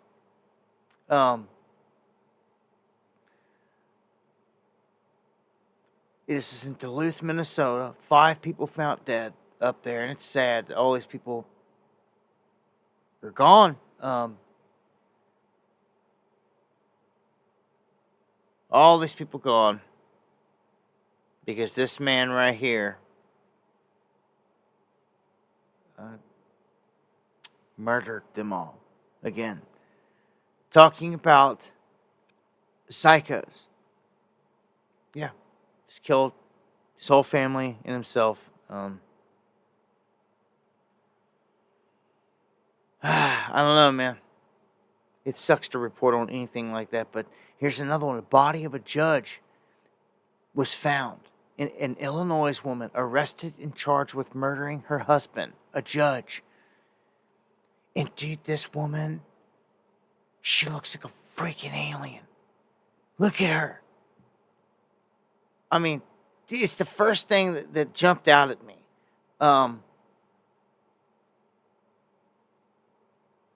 She killed her husband, which is Circuit Court Judge Michael J. Valentine. I'm going to blow this up on her. She is Megan Valentine. And I don't know, man. She just looked like a freaking alien to me. But yeah, she's a murderer too. I mean, dude, what? It's all over the place. Yeah. Seattle woman overwhelmed by presidential election brutally murdered her own father with an ice axe last Tuesday. So 33-year-old Corey Lizette Burt, this whole different case, charged with first-degree murder after she repeatedly stabbed her 67-year-old father, Timothy Burke, with an ice pick, basically, or an axe, after an argument about turning the lights off in the house. Says she was overwhelmed by the election. Wow. You know, I seen a psychologist earlier saying that, look, if people disrespected you politically and they're your family members, you don't have to hang out with them during the holidays and all this crap. And you should give people space, and people are going to have difference of opinion. Let them know why. Maybe some situations it's warranted because you don't want people showing up and murdering the whole family. You know, I mean, I don't know. I just know that things aren't good out there with this country. Ever since lockdowns in the past 4 years, we've been beaten up pretty bad. And it shows everywhere. It's just coming apart at the seams. Well, a lot of people putting some hope into this whole Trump thing. I can't stress it enough, though. We got to get there first, right? We got a couple months before you can see any change being brought on about from that administration. But in the meantime, you've got a lot of people showing, you know, where they stand in this. Either they were on the left side or they're on this right side. They're on the Trump side. And if they're on the Trump side, they're like celebrating. Wayne Gretzky, a legend out of hockey, the latest to show up at Mar-a-Lago and just be hanging out with Trump and them, and it's just making the left lose their mind. Anytime anyone that's legendary or super famous is hanging out on that side, they're like, no, you're supposed to be on the left.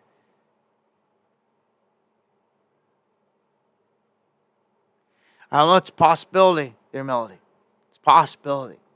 Anything is when you're talking about doing that. Well, there's something happening. A lot of people said that they were going to flee this country if Trump won the election. And some are doing it. And what's crazy is they either have to go to Mexico where they're running into the cartel, or they're going to have to go to where it's called up north into Canada. And apparently that's where a bunch are running. So my brothers, sisters up there in Canada, well, this is what's happening. You've got a bunch of people coming up there, just like this.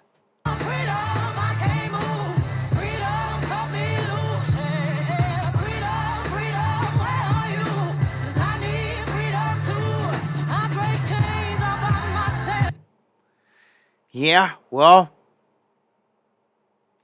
Kamala Harris supporters moving to Canada right there. You've seen their passports, and they're out of here. Some of the stuff here. On the flip side, you've got people coming to America because they see it as, okay, things are opening up to be good, so to speak, instead of, the opposite. It depends on who you are. If you're an illegal, this isn't going to be good because they're going to close everything down, hunt everybody down, kick everybody out. But if you're like someone looking to do business, Trump, being the businessman that he is, signals a plus in that field. Theoretically. So it's attracting other billionaires like this one. Billionaire here, Pratt. He's part of the Mar-a-Lago Club. Anthony Pratt. He's an Australian billionaire, but he's moving to the United States because things are changing.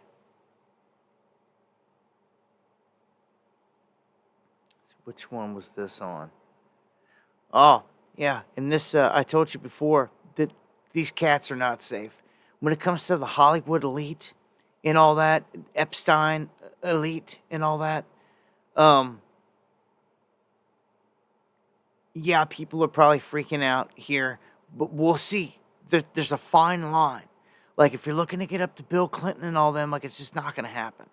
And Trump's just not going to do it. He wouldn't even take down Hillary. So he's not going to, don't give me that crap. Like, we've been here before, okay? I've been reporting on this, like, day in and day out ever since. Like, I don't forget. And a lot of these things I took to heart with Trump saying he was going to do this and that, especially the Hillary for prison thing. It was the number one thing for me. He said a couple big things, and doing away with the Obamacare. I'll give him that. That was a huge thing too. The mandate on that was huge. Thank God he did that. And everyone isn't being forced to have to pay for something they don't need all the time or get penalized for it and all this other stuff. He did away with that madness, which was good, period.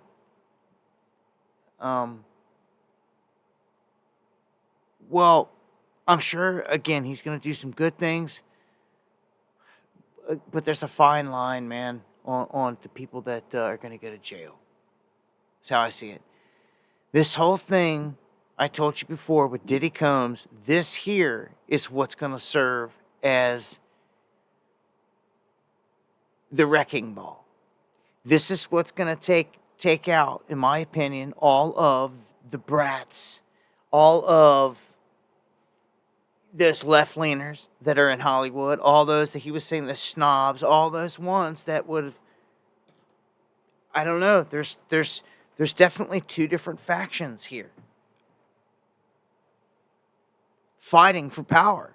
Yes, it's the left-right paradigm, and there's control of this whole thing by upper hands. But dude, like, they're sending people to jail. People that were otherwise rich and thought to be powerful themselves, just like Diddy. To forget R. Kelly's in there waiting on him. Harvey Weinstein. Guys, huge, rich, powerful moguls. All tied into this. Okay? Bill Cosby still went in, came out, went in, came out. This list here is going to be massive. And I think they've just kind of been stalling it out here a little bit. But eventually the court it's going to go down in court. All the stuff's going to be said. Names are going to be named. And they're trying to keep everything under wraps here. Diddy trying to get out with a $50 million bail. And they're still like, nope, not happening. Because when he's out, he's gone. He knows it. Like, he's trying whatever ticket he can to get out of that cell. And you'll never see him again in his eyes. He'll disappear with a master plan. If he's got one, I don't know. He ain't getting it. They're not letting him out. He's taking down half of Hollywood with him. I'm telling you, I've done speculated on quite a few different names, from Ashton Kutcher to J-Lo, to even Bieber. But Bieber has got a defense in this. I think in the end, if Bieber just comes clean, and just is clean with it, I think he doesn't get in any trouble. Okay? If I'm someone looking to prosecute Diddy Combs at this point for everything, and I want a solid witness that like puts him away alone, and just has so many more details, it is Justin Bieber. Because Justin Bieber was a minor. And a lot of these things are on film. They can't take it back. A lot of the evidence is on film. Diddy offering him cars and in the mansion and all this stuff. And it's like, okay, he's staying the night at your house and he's this kid. Okay, same thing with Usher. He groomed them as kids. So he was sexually molesting them as kids. And as kids, they're kids. Come on. Justin Bieber says in a song, one of his most famous songs here recently, that, he shouldn't be held. I don't know what the exact words are. Something about the stupid stuff when he was a kid. And I hear and feel his regret. I could see it in him. I see it in his body language. I see it in I see it in everything. It's screwing him up for life. Bad. But he is a witness that you bring in and you just get all the goods. Like, the first time anything happened between you guys, were you drugged? Things of that nature. These are questions I'd start to ask him, because obviously they've had sexual relations. He's been butt raped, all this other crap that it's happened to all these other people. But if you can just get him to open up and start to admit these first few things, he's going to say everything. He's going to reveal the whole operation, how everything went, and he's going to be a star witness in this. And he's going to be able to name and point the finger at all these people, and then bring in Usher. We'll bring him in second. Get him in here. He's gonna rebuff this whole thing, basically, coming down a different avenue, but basically the same thing. Young dude, molested, groomed, brought up, all these things. Tell us what you know, everything. Then you've got two right there that bury him.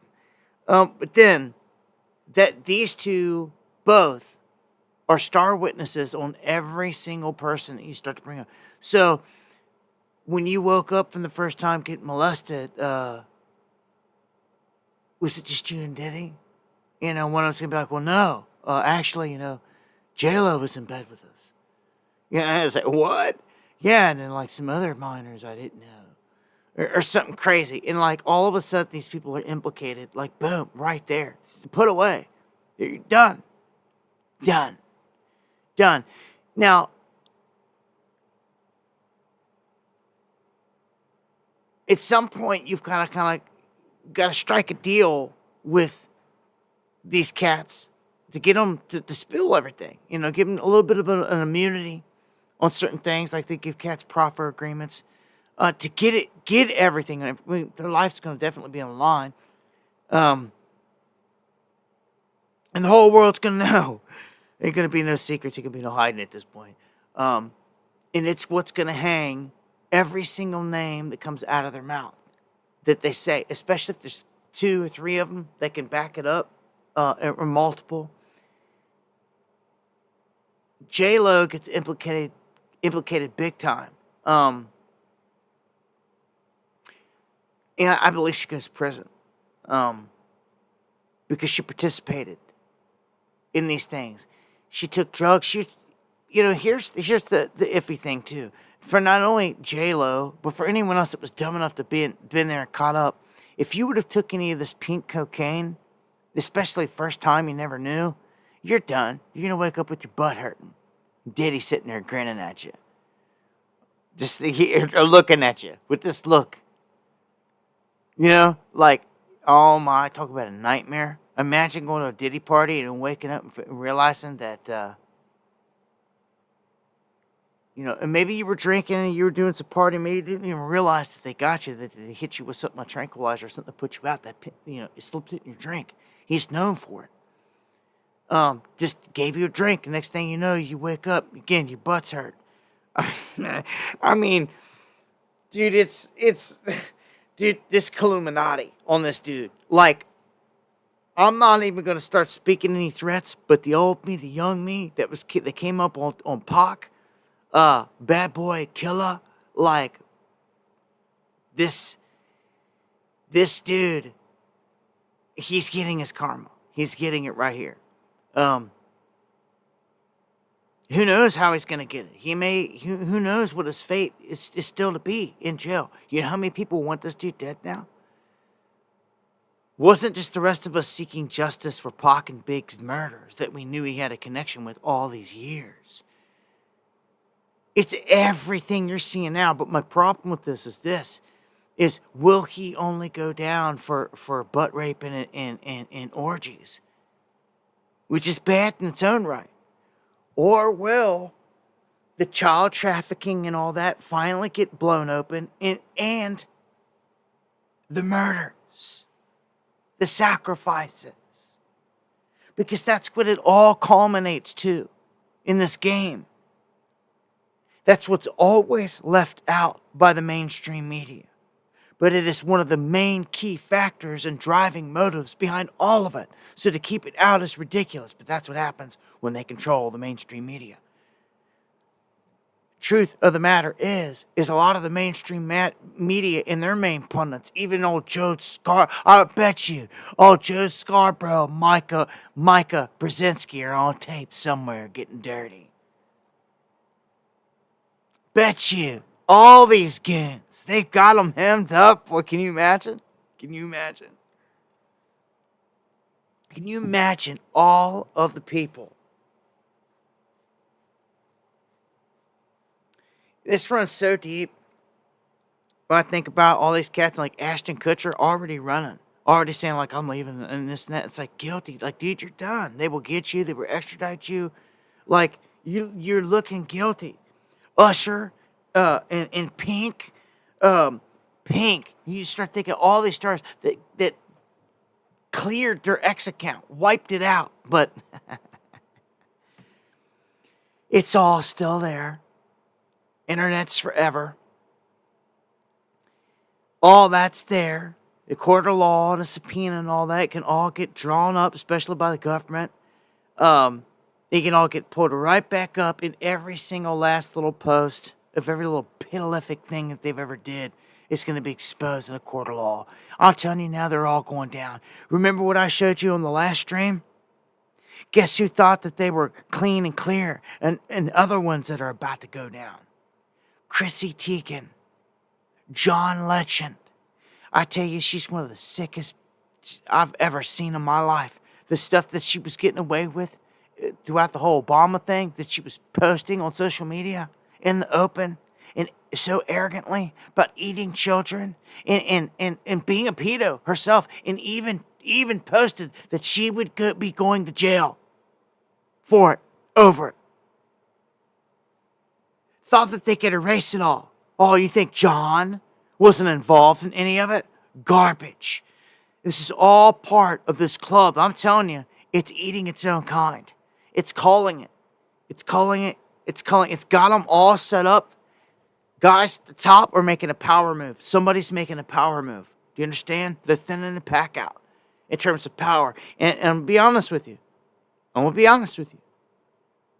If you're at the top and you're a power player like this, and you're looking for nothing but power and control, murder is nothing to you. Okay, killing and all that type of stuff, it's nothing to you.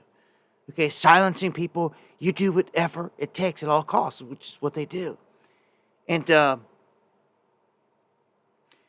consolidate power, think about it. If you're a boss and you want to consolidate power because there's just too many brats and snobs in Hollywood, whatevers, that just don't deserve whatever, however you're looking at it. Maybe you're the elite blood and none of them have the elite blood in them. And you're like, it's time to call or whatever. You want to consolidate power so you have more control and power, because that's what the whole game's about when you're in this and you're evil, right? Just be real about it. Well,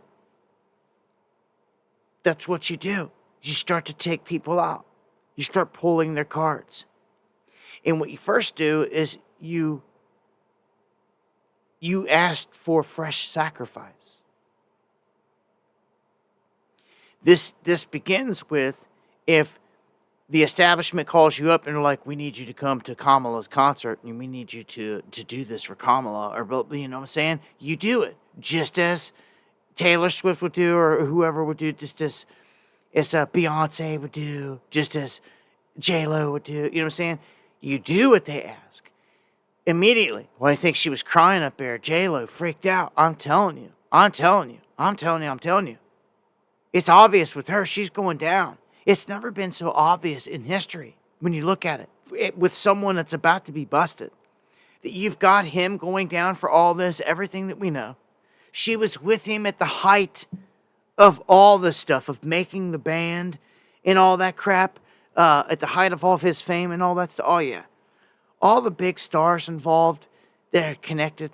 Dude, this runs so deep. This goes up to the top, okay? And this ties into Israel, okay? And this ties in with Epstein, clearly, okay? How? Because some of the same names at the top overlap. And when you get to the big dogs in this, it looks like the Mossad, who's in control of all this, has decided everything I just told you. They are the demons at the top, okay? They have decided to consolidate power. Do you understand? And they're nasty. They're nasty. They'll train their kind to go and blackmail you and all this. And just like they did Epstein, in the end, they'll kill him. They're afraid he'll talk. Same thing with Diddy. That's how dangerous this is for Diddy. If Epstein hadn't shown you anything, any day now with Diddy. Heat is on. Now that Trump's in there, heat is on. Heat is on. His life just got put in that much more danger, because the people that are freaking and geeking know that this man talking, and I'm gonna be honest, like, it's already out of the bag. It's out of the bag. It's not even him anymore. Like, you could kill him and the damage is still gonna get spread. Justin Bieber, Usher, all these people that are already implicated, that we already know. Ashton Kutcher, bring them in, put them on trial, put them under oath. Put it on C-SPAN so the whole damn country can see it and watch it. Matter of fact, I think we should have a system in this country where we have a national channel like that. And for big things, the people should have a vote that way. Sure do. And when it comes to a jury, there's your jury. Let the whole freaking nation vote. This man guilty, everybody cast their vote right now. Lock it in. All right, y'all found him guilty. So, what's next? Firing squad, guillotine, cast your vote at 31945. You see what I'm saying? Like, just that simple. Justice can be served swiftly. Okay? But this man, I feel like he is in huge danger still, just because he's the heart of it, the key heart of it. But you've got way too many witnesses. So many more are just coming forth left and right. Again, you take this to the top of the industry. This goes above him. This goes to Clive Davis, who groomed and fondled him. The Mossad is now willing to throw Clive Davis under the bus. Okay? It's just that simple. Lucian Grange. Jimmy Iovine. These guys are going down in this. Do you understand? And when Jimmy gets pulled into this, Jimmy holds the keys to the murders of Big and Pac. He knows full well, he basically was overseeing all that. Okay? Well, the feds were, the whole thing. But he was the one at the lowest. They're hanging him out. This wasn't supposed to happen to them. You see, to Lucian and Jimmy and them, they're supposed to be in the protected tier of guys that are untouched. They're untouched, but they're getting it. Do you understand? They're going to get it here. And many more are going to get it. And it's because of this consolidation of power, I'm telling you. And they're not needed no more. The whole game's about to change anyway. They're saying that Hollywood, music industry, it's not the same as it used to be. Nothing is. And, they're calling it. It's the best way to put it, man. They're cleaning it up. That's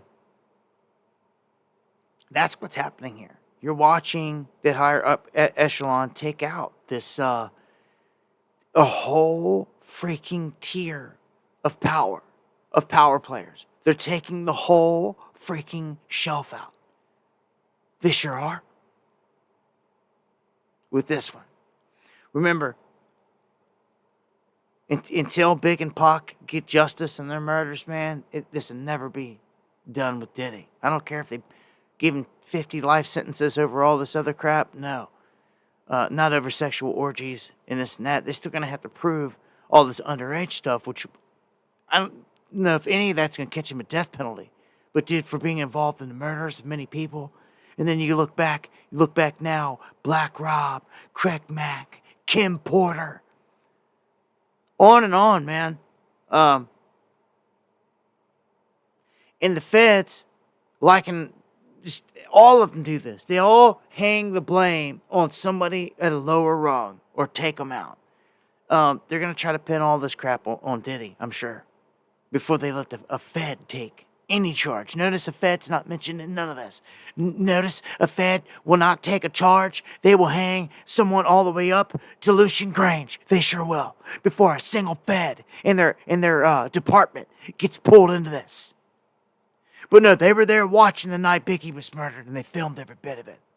Same with Tupac. Same with every single person you've ever known. JFK. They had cameras everywhere. They had all the shooters everywhere. These are the same corrupt goons always behind it. Same ones killed all of them. John Lennon. All of them. Do you understand? Any righteous person that wrote and spoke against this beast that ever was assassinated, it was kind of a mystery. It was the same beast every time. Killed them all. That's why I ride against this beast to the death of me, to my last breath. I don't care. I do it proudly. Do it proudly as the Most High watches. Yeah, because something higher created all this, and it's obviously watching. I'm not that naive. I'm not that small-minded. I'm not that stupid. something greater is watching every bit of this. And I don't look to disappoint. I wouldn't either if I was you. So, remember, every day, every second, you have a chance to awaken consciously more and more and be more and more aware of every single thing around you. The workings of it, what's happening, what's going on in this place, this realm you're in, what's truly in control. Remember, as I said before, you wrestle not against flesh, but against spiritual wickedness in high places, like it says right out of your Bible, which are the jinn, which is all black magic, which is not fake or conspiracy or a maybe or anything. It's as real as the air that you breathe, but you can't see it. You understand? And until you understand how this place works, the fabric of it, you will be lost.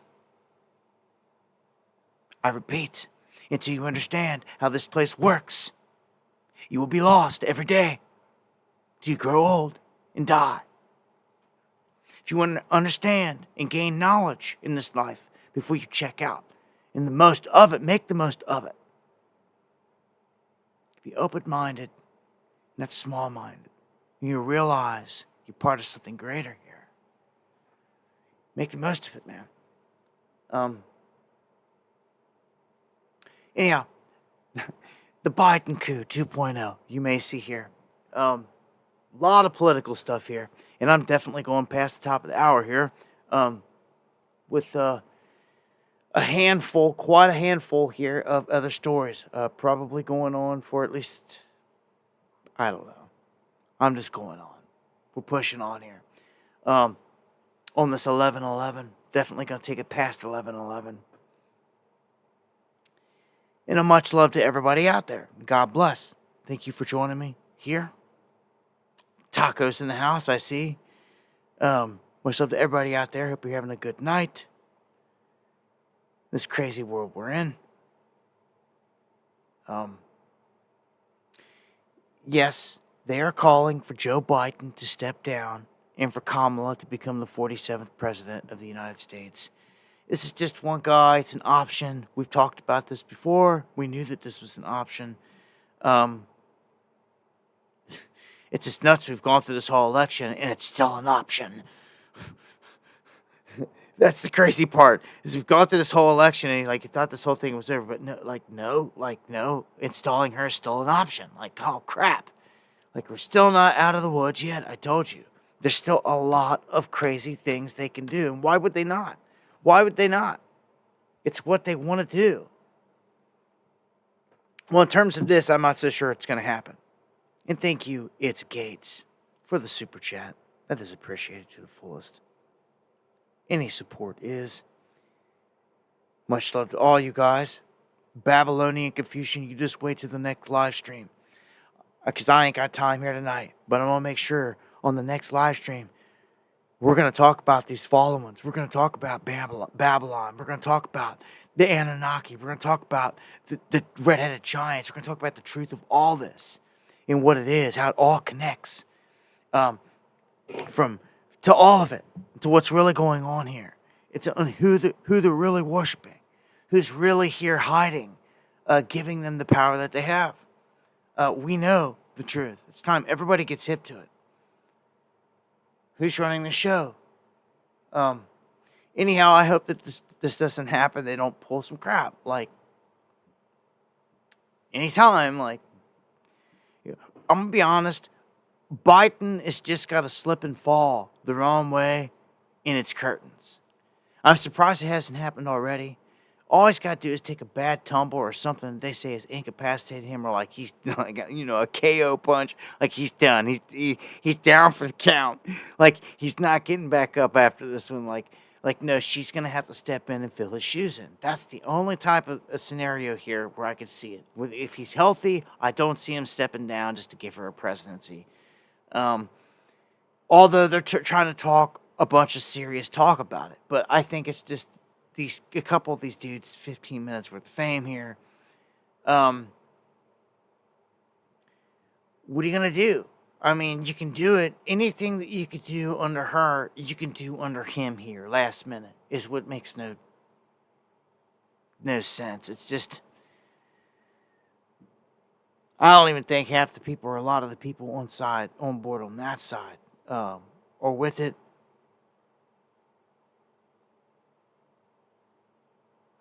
Yeah. So we're gonna keep it pushing. No. Matter of fact, I've got to play something real quick off of my feed. It's quick. I got a lot over here, but you really should follow me on X if you're not, even though I'm heavily censored like an SOB. It just is worth it to me. You'll see some of the stuff like this that you won't find anywhere else. This is Biden trying to make his way across the sandy beach here, and there's a full thing where he's struggling, and it's funny in its own right. But this is just a quick one. This is for anyone that saw it. Even this is funny. It's a quick clip. Oh.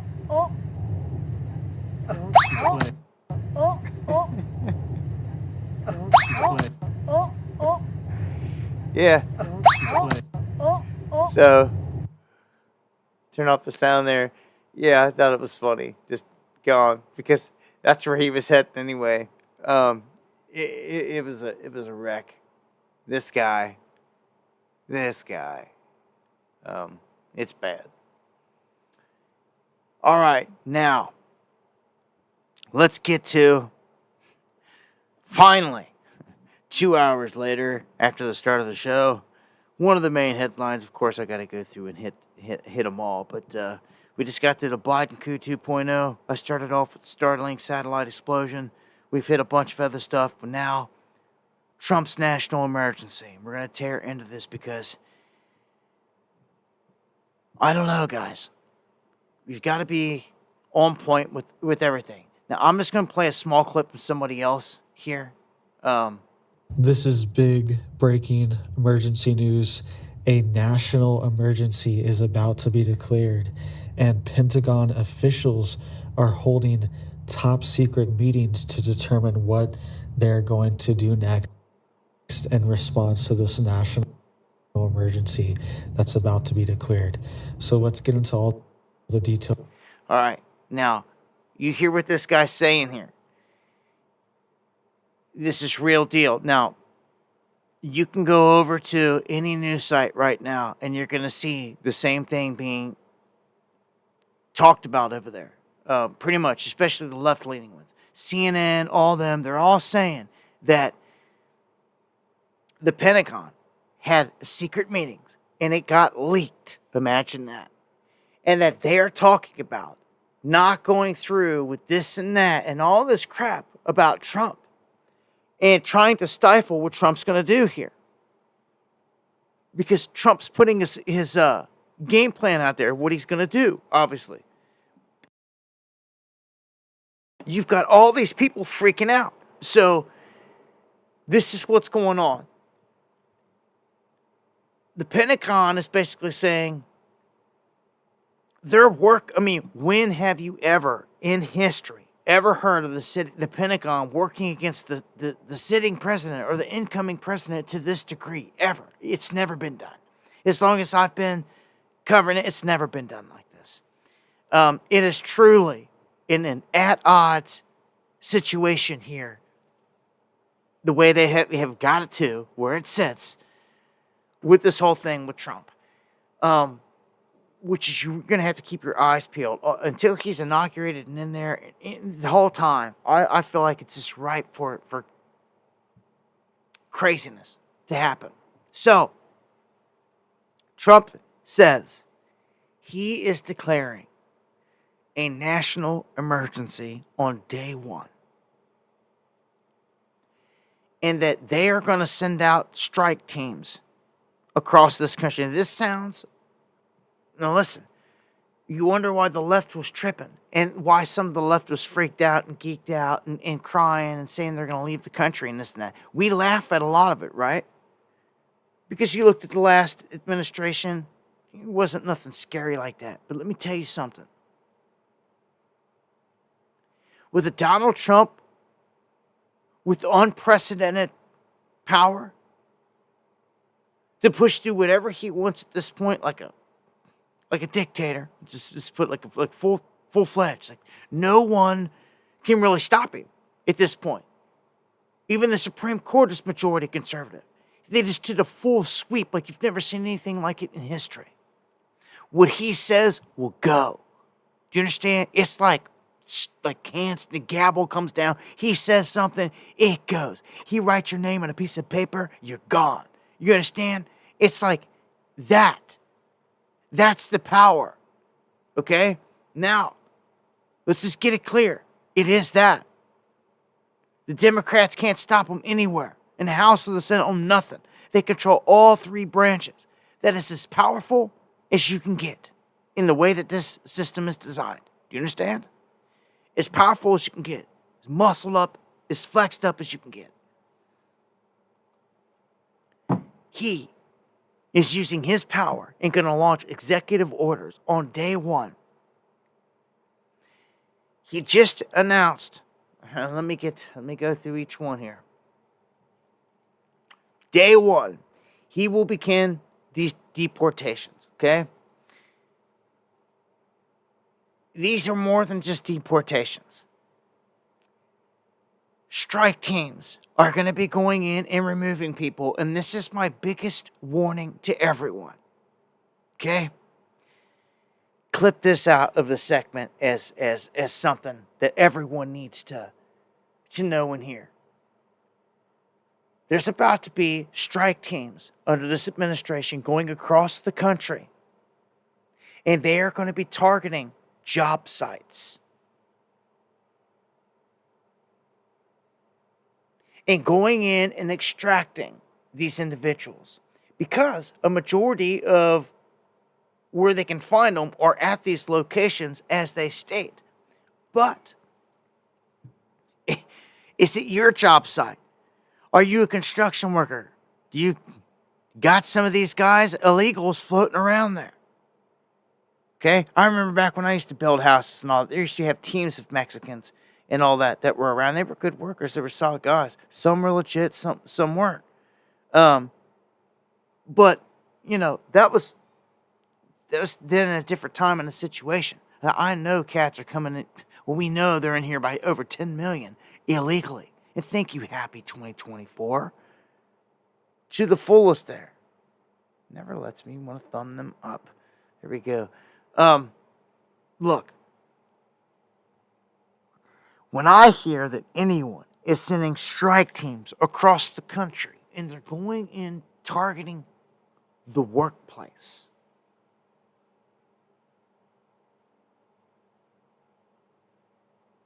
my boy, no one is going to be liking this. Imagine someone that's minding their own, ain't really doing nothing, steps outside back of work or something, burns one on the lunch break or something in the bed swooping down, come rolling in. Like, get caught up in some stupidness because they're looking for illegals. You know what I'm saying? Like, I'm just saying, like, they're going to come in invading all types of people's privacy in businesses under the name of this. I'm warning you. They've already said it. And I've watched the videos. I've looked into it to see how much was this crap. I'm going to play you some clips. I'm going to let you hear what's about to happen. Because his new borders that's about to take over, this dude approaches it like Hulk Hogan. Like he ain't messing around. And he's just another part of the musical chairs here. He was originally an Obama pick, come to find out, which is crazy. But here are the top 5 things that Trump is going to do with executive orders on day one. Okay? And notice two of the top 5 deal with the border. Number one, immigration.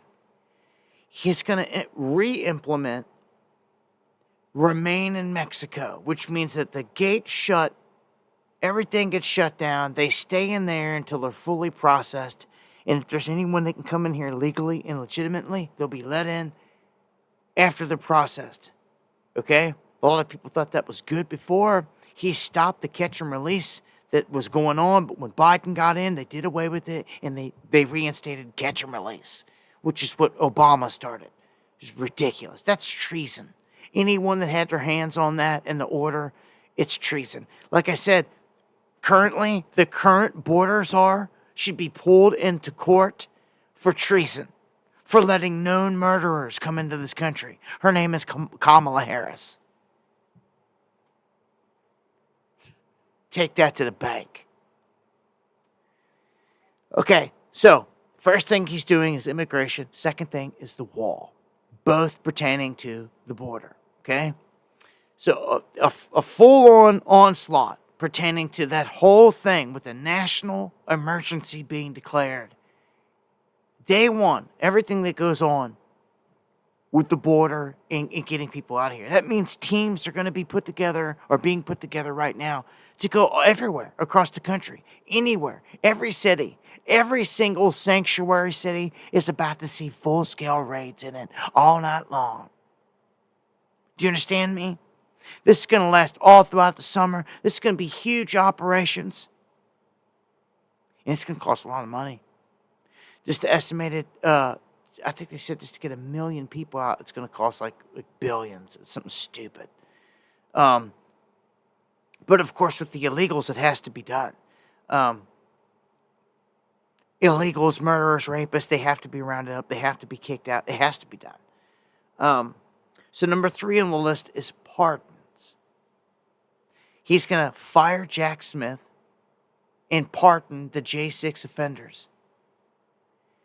Some people see this differently, in different ways. Everybody's got their opinion. But, for these guys that were locked away for this staged event and the key thrown away, yeah, they deserve to see justice for sure.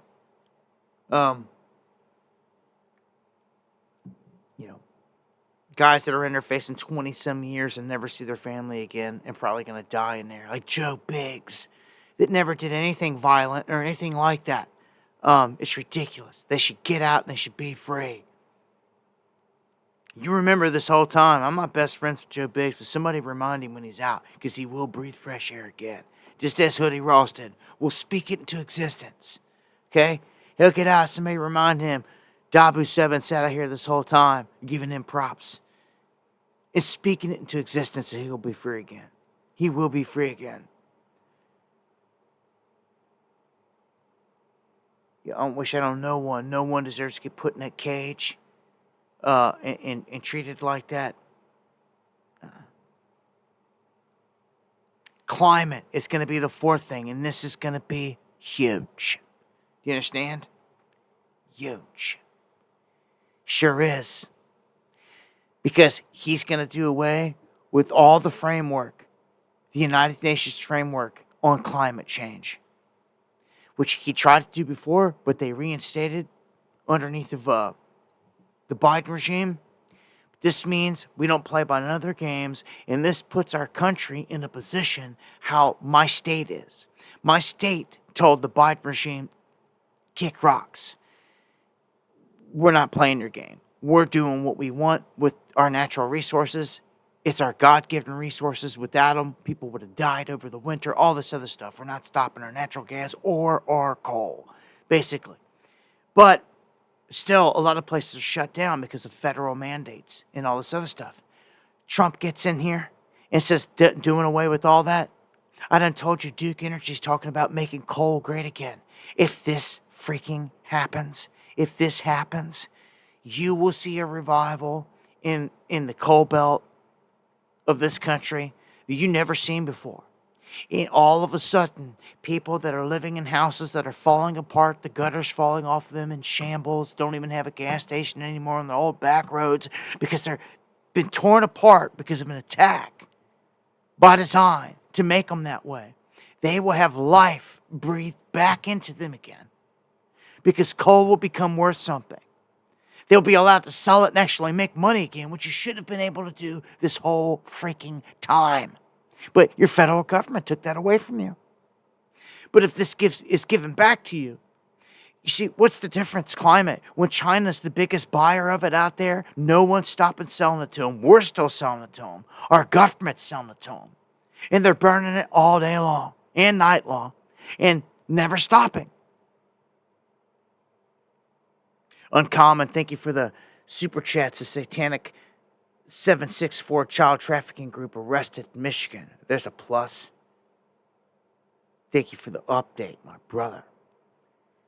And number 5 on here, it has to do with protections that were put in place that changed all this stuff. I think a whole lot more is going to come with the rest of this stuff connected. Those are big ones I see him coming through on right there. Those are the big ones that I see him coming through on. Now, the MSM is predicting a surge of migrants are about to hit our border. I told you, this is the plan. This is what they're about to do. A last-minute wave. On election night when I was saying all this, it was like I didn't feel people were feeling it or hearing it. Everyone was just caught in the moment. Well, I've repeated it a couple times, and I'm going to say it again. Backed up by the mainstream saying it. Sad to say, but they're admitting it. They got to telegraph the truth out here at some point. A wave is coming to our border. I'm going to say maybe the biggest one ever. Because they either get in or you don't get another chance for another 5 years or so. You feel me? Another 4 years at least, or whatever. Maybe, and who knows then? This may be your last chance, anyone's last chance, literally, to get into the United States is how they're seeing it. 39 past the hour, now to an NBC News exclusive. NBC News has learned the Biden administration is making plans for a possible increase in border crossings ahead of Donald Trump's return to the White House, as more would-be migrants say they're concerned that Trump will shut down the border. That's according to 2 U.S. officials and exchanges between migrants on WhatsApp groups. Here's what one Venezuelan migrant headed to the United States said about what he fears now that Trump was elected. Queríamos llegar a los Estados Unidos, ahora que Trump ganó, ahora no sabemos qué hacer. Que sea la voluntad de Dios. Ya que tomamos este rumbo, tenemos que, aunque sea, tocar la puerta para ver si nos la abren. Sí. And you see, the sad thing is that everyday people have been used in this so bad. And everyday people from other countries. This guy, a migrant coming from another country with a child on his shoulders, he's being told by this regime that if he comes here, he can be let in and all this other stuff and all these false things. Now, they should be being stopped dead in the tracks and being told, no, turn around, that they're not going to let you in when you get there and all this other stuff. No, they're being told, you can, if you can make it before Inauguration Day, you just heard it. They're expecting a huge influx and they're preparing for it. They're helping them get there. Now, here's my thing, is I try to put myself in the shoes of everyone in every situation. I can feel the pain of a man with his only kid, and it's just him and his one sole kid walking all these miles to another country for a new life and a new hope, and the promise of that. We can't lose sight of that, what we stand for. Do you understand? That's important, and I think that all gets washed out with all this. Because that we should still be that place that can help or be a bastion of hope. That a migrant can look forward to coming to, like our grandparents and everyone else did, to make this a place for us, okay? And not lose sight of that. But it is lost in the fact that when you bring up everyday migrants and you use them to camouflage bringing in hordes of the most disgusting people you could ever imagine and criminals on this planet. Pedophiles, like I said, rapists, murderers, and knowing that they're murderers and pedophiles and rapists and letting them in. Now that is as treasonous and as illegal as I think you could ever get. Again, the border czar should see a day in court ASAP and should be charged for treason. Okay? Whenever you want to talk about FEMA in northern Michigan, it's coming up. I told you I've got it on tap. I got a lot on tap tonight. It's a long one tonight, brother. I'm putting in the work and the hours on this one. Where we at? 11:30. I'm still pushing. It's coming up in just a page or two, one or two stories from here. It's very next in the lineup. So yeah, I definitely won't be going past midnight. I'll get it shut down by then, between now and midnight. But Trump confirms he has no choice but to carry out these mass deportations. It's the plan. Okay? And this is another aspect of it. He is going to label the cartels and the groups down there as a terrorist organization. Do you understand what kind of a move that's going to be? When you label the cartel as a terrorist organization? Hey, thank you, Stephanie. I appreciate your support and your comment. Thank you for the love.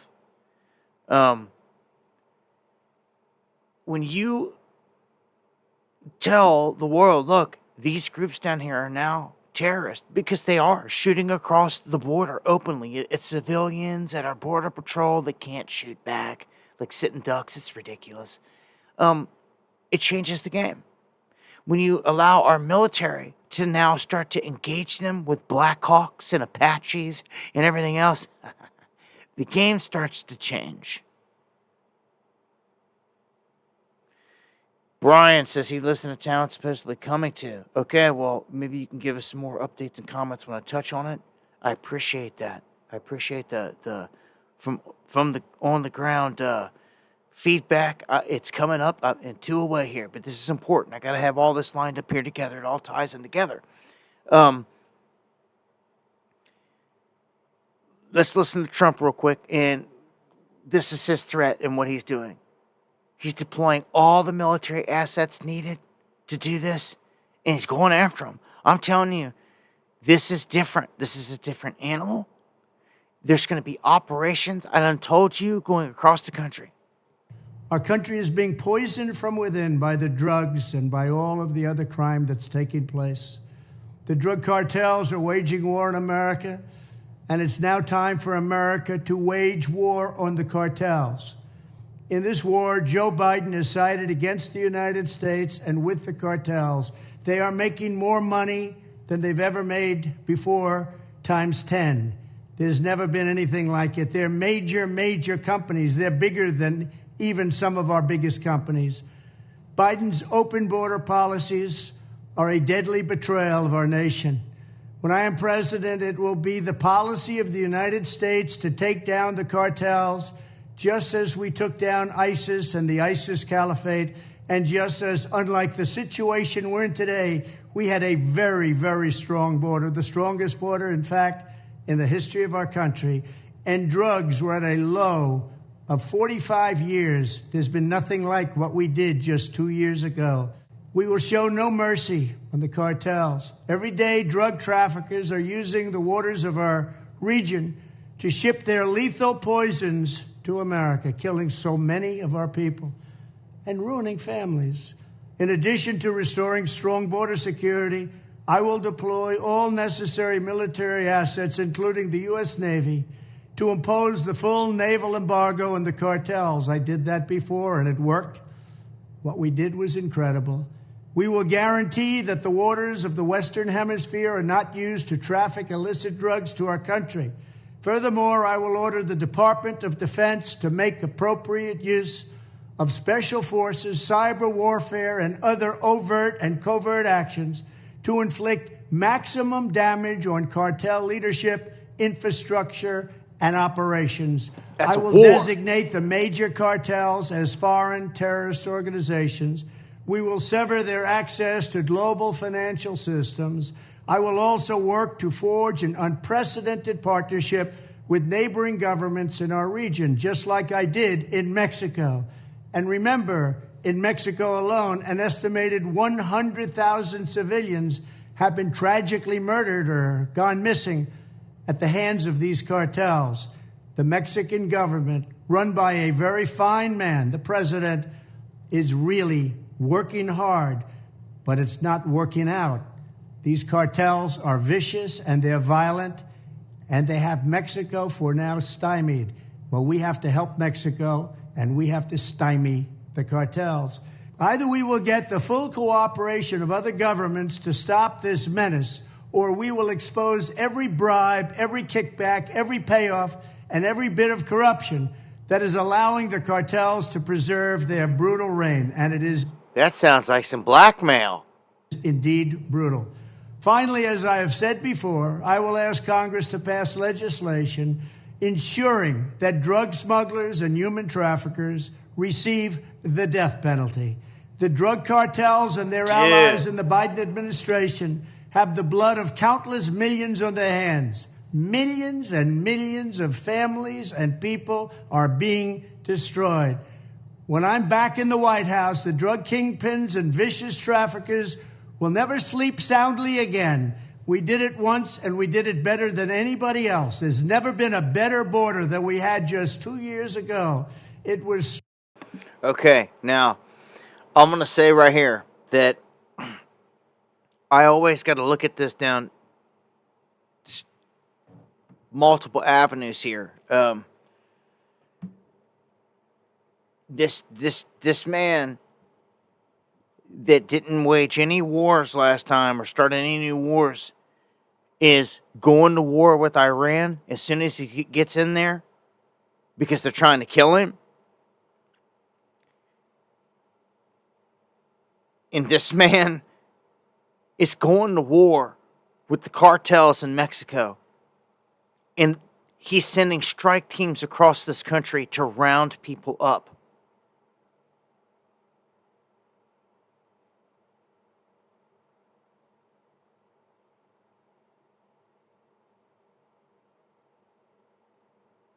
This is to go after illegal individuals. But I can't help but think that good Americans are going to get caught in this somehow, some way.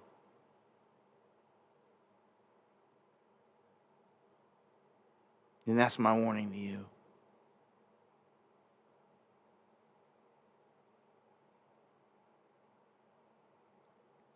Depending who you are, your situation, where you sit, it's going to mean the difference of what happens from here on out. If you work in a factory that may have some of these people in it, you could be in a situation where you're in a warehouse where feds come in guns blazing, and even maybe a shootout happens or anything because of this. Because they're going to happen. They're going to happen. Murderers, killers, gang members here that are trying to round up. There's going to be blowback. There's going to be fight back. These guys control whole buildings. Imagine now if you're someone that lives in an apartment building. Maybe suspected, but you're not sure, just moved in downstairs. On the other side, the bottom. You don't know. They look like they could be. You don't know nothing about them. But it is. They're illegals. And they're in there. And the feds know it. But to get to them, they're going to enter your building and go past your door and everything else to get there. That's what's about to happen. Now, in the end, murderers, killers, these things, they need to be taken off the street. They always have. Always have, right? To this degree. Someone's selling a joint or some weed out there, they don't deserve to be in jail, in my opinion, something petty crap like that. When you're talking to big drugs, when we're talking to violence and killing and all that, definitely. And we need more than just jails. We need institutions to help people mentally. We need to help rehabilitate people. We don't see enough of that. It can't be just lock them away, throw away the key. Give them some years, hope they get out and they're a changed man. They could be changed for the worse. You just never know. It's all in the person. Let me prove or touch on another key point here. He just said that he approves the death penalty for all drug dealers, and notice how he just introduced it. He introduced it in this whole wave of going after people across the border, cartels, and all them. Now, let me just take it to the streets. You've got a young brother selling in the streets of Atlanta. He gets busted for, I don't even know what to say, what drug, but gets busted for selling something, and what? Does he deserve the death penalty now? For selling a bag of weed to somebody? Do you see the fine line we're walking here? Do you? Do you? Because I call it out right at the gate, and I don't sugarcoat nothing. This is downright scary. I'm going to tell you in the end. On the forefront, it's good, yes, because these things need to be done. Okay? But it reminds me of every story in history of someone that was given great power, and like you have to do it righteously. If you start to become wicked with it and do the wrong things, you can get checked.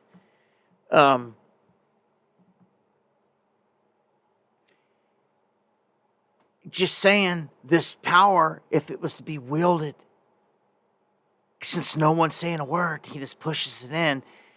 Next thing you know, your cousin or somebody that you know got caught, made a mistake, sold some of his pills at work to a buddy, and he getting charged with it now. Sold some of his Percocets to one of his buddies at work, and he got busted through the whole thing, and they want to kill him now for it.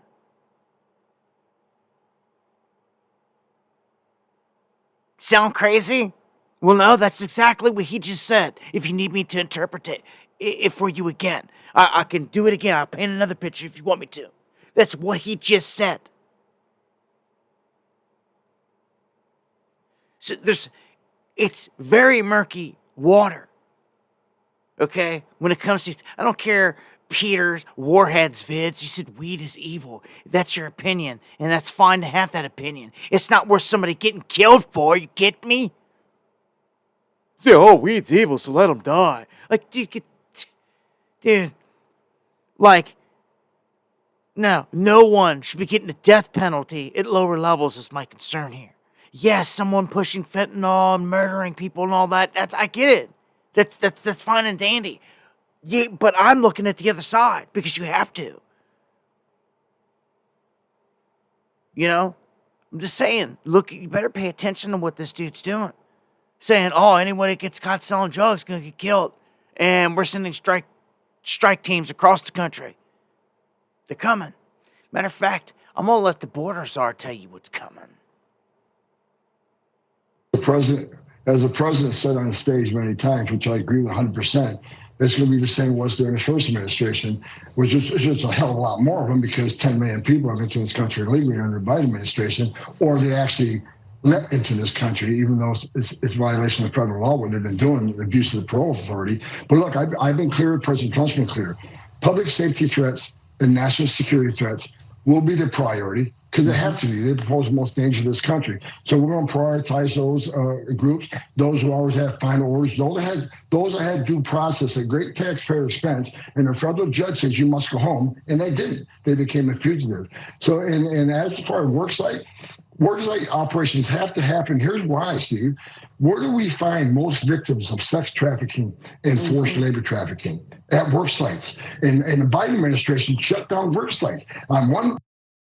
Now, do you hear this? Pay attention. Do you hear this? You've got to pay attention. Start reading the tea leaves here of where they're going with this. Do you understand? He just said work sites. Work sites have to be hit. Where's the place that we find human trafficking the most? Work sites. There's their excuse. There they planted it. Right there.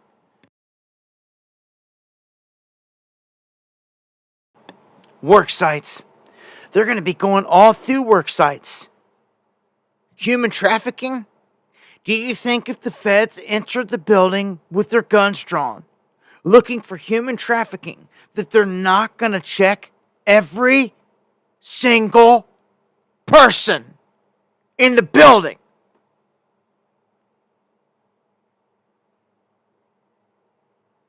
Oh, you look American, you're fine. Oh, you look like you're American, we're not going to check you. How's that going to work? I don't think so. You ever been in a situation where the cops roll up? They stop and check everybody. Dude, I'm telling you right now. I told you. This ain't good where this is going. Raids across the country.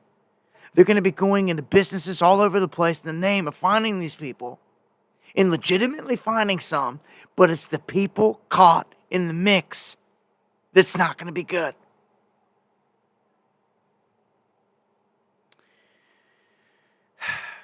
I'm warning you, man. I can feel it. It reeks of it. All right, this takes me to the next thing. It seems like some kind of big event's about to pop off. Like something different, maybe.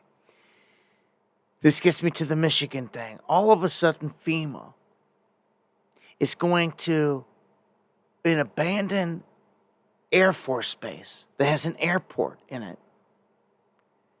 and using it for a massive emergency hub. So, usually when you see FEMA staging stuff, it's like for a hurricane or something like that, it's because they're anticipating something happening. Same concept applies here. And you have to ask yourself, what are they anticipating? Why is all of a sudden FEMA taking 350 semi-trailer loads full of equipment up here? JB thinking for the coffees. Hey, God bless right back at you. Thank you for supporting the show. So,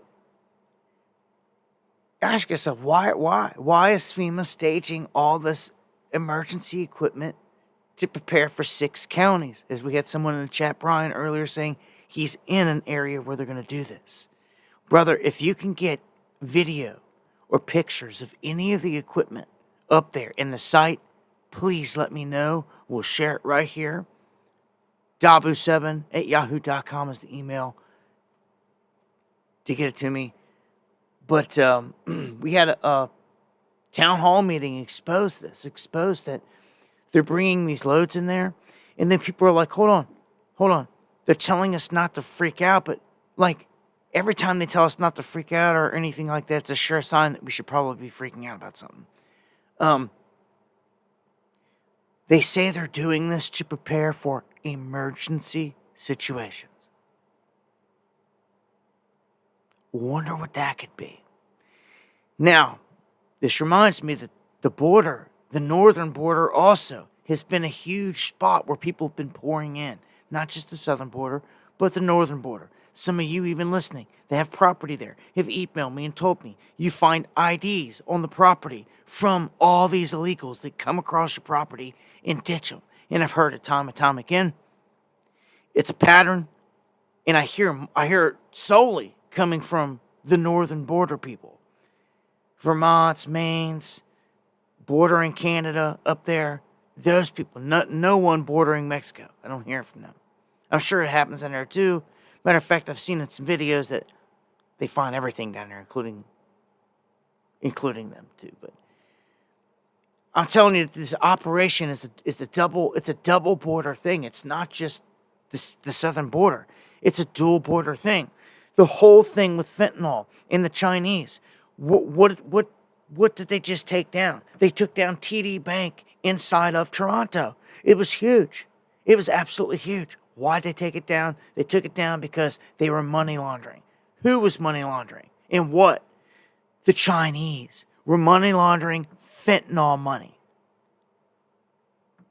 The same, that's who's getting into the cartels that's bringing it into the country. Full scale, that's their mules, so to speak. But it's originating, being processed and made in China and brought here. That has been the way it's been going. And all the money laundered was through TD Bank. And I warned you. There's 4 banks that they were going to name. American banks, big banks. Then all of a sudden we seen Warren Buffett start dumping. He started dumping his Bank of America shares. And for a couple weeks we were like, I bet you this SOB knows something. And something's about to happen. And he's about to dump big. And all this, that, and the other. And guess what? Every single thing we said came true. And they came out and they said, Bank of America is caught up in laundering this stuff in this whole thing. But the sheep, I tell you, the sheep still didn't get it. These people are so headline based and on to the next thing so quick at this point right now, or it's some kind of magic trick, they just didn't get it.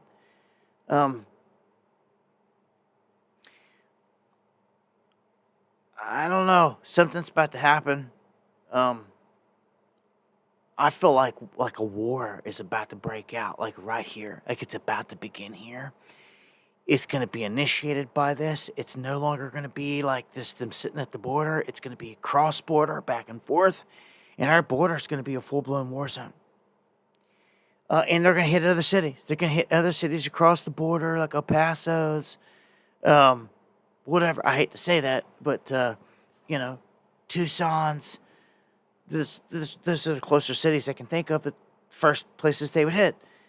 That you'll see car bombs going off, kidnappings, more places being taken over, and just a bigger influence of these guys, more brazen attacks. Yeah.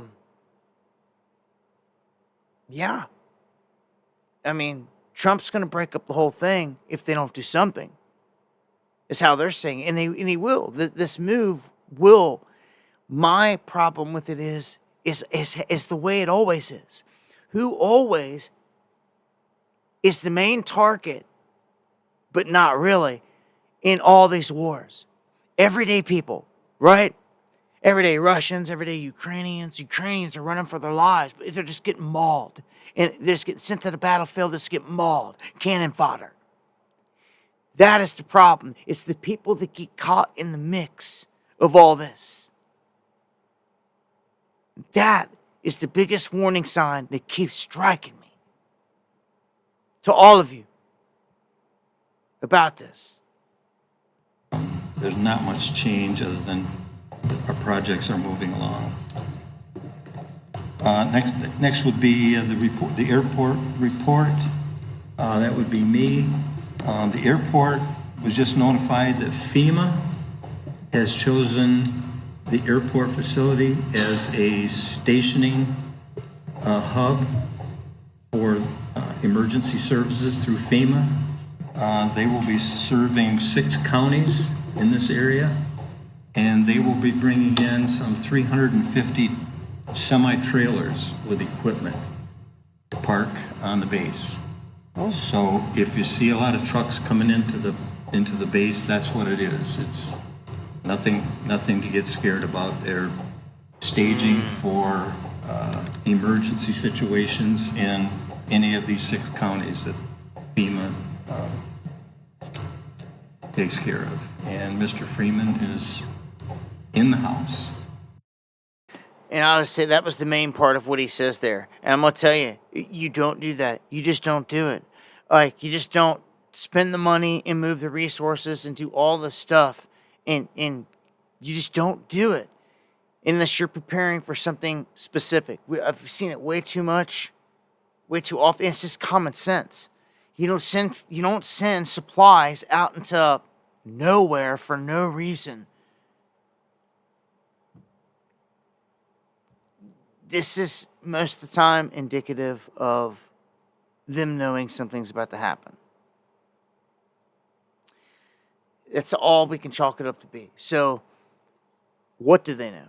Well, I can tell you that Michigan's right there in a critical spot in terms of the border, in positioning the northern border of the United States around the Great Lakes and everything else.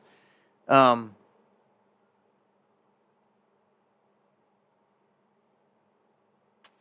don't know. I don't know, man.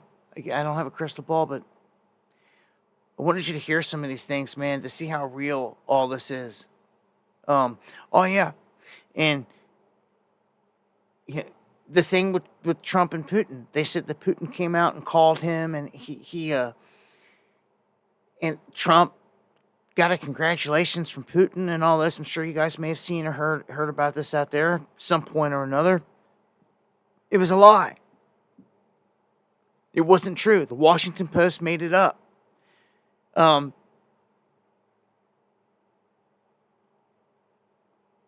This whole thing, every single word the Washington Post says, described the call, says he advised Russian president not to escalate war. Like they had details of the call and all this crap. It was all a lie, made up.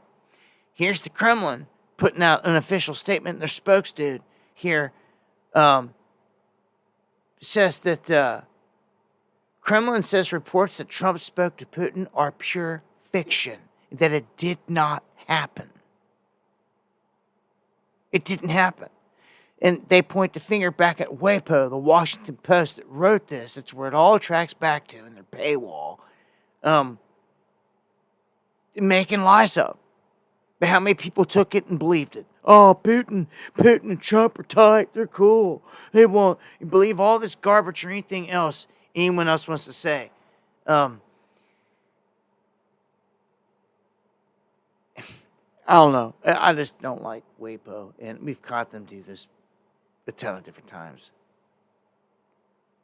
Anyhow, the time is ticking for Russia to make a move on Ukraine. It's obvious to everybody that Trump's going to be sitting there with a peace plan and wanting to strike a deal and all this other stuff.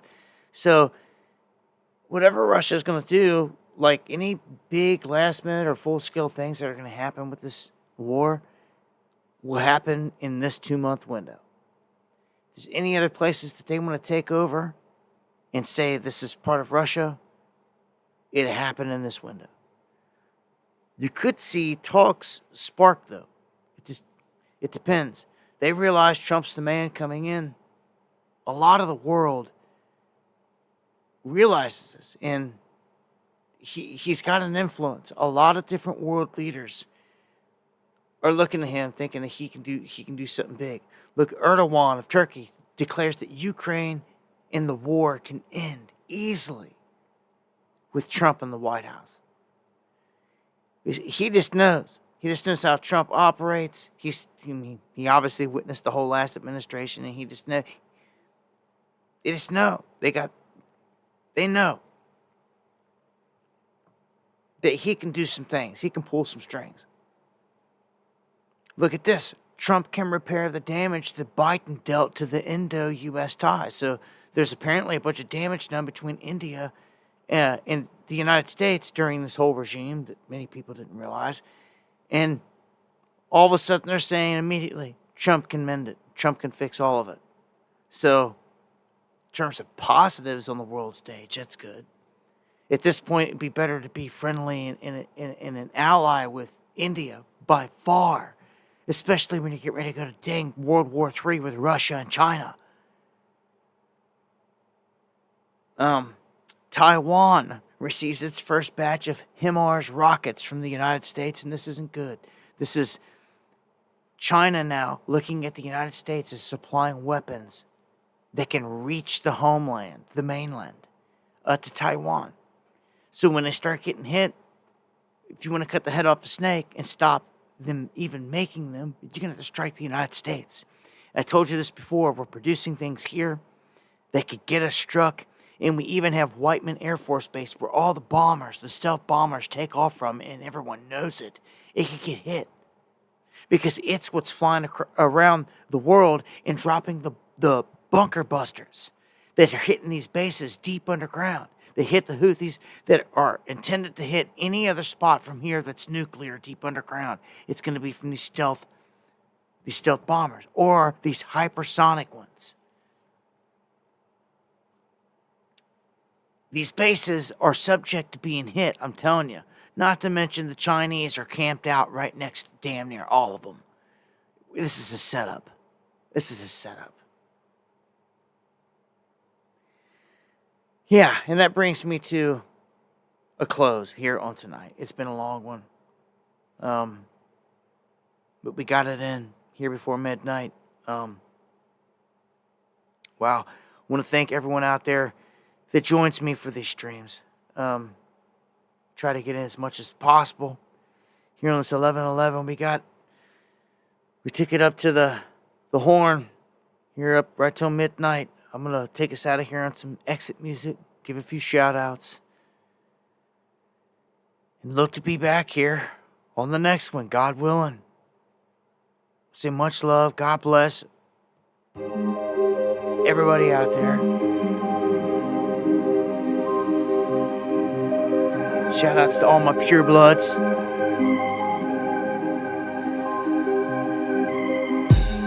A thank you to everyone that joins us, everyone that's joined the underground, everyone that supports the channel.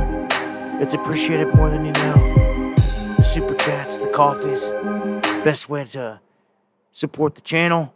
And anyone that shares the stream, anything you want to get to me, dobblue7@yahoo.com is the email. And again, yeah, I think this is the calm before the major storm. Much love, true bloods, pure bloods. Crown Jewels, my brother. Hope all is good, man. Hope all is good, my brother. Much love, mods. Thank you for all of it. Picks, calm, all of you. D. Thomas. Bond. Man. Got it. Steve. Much love.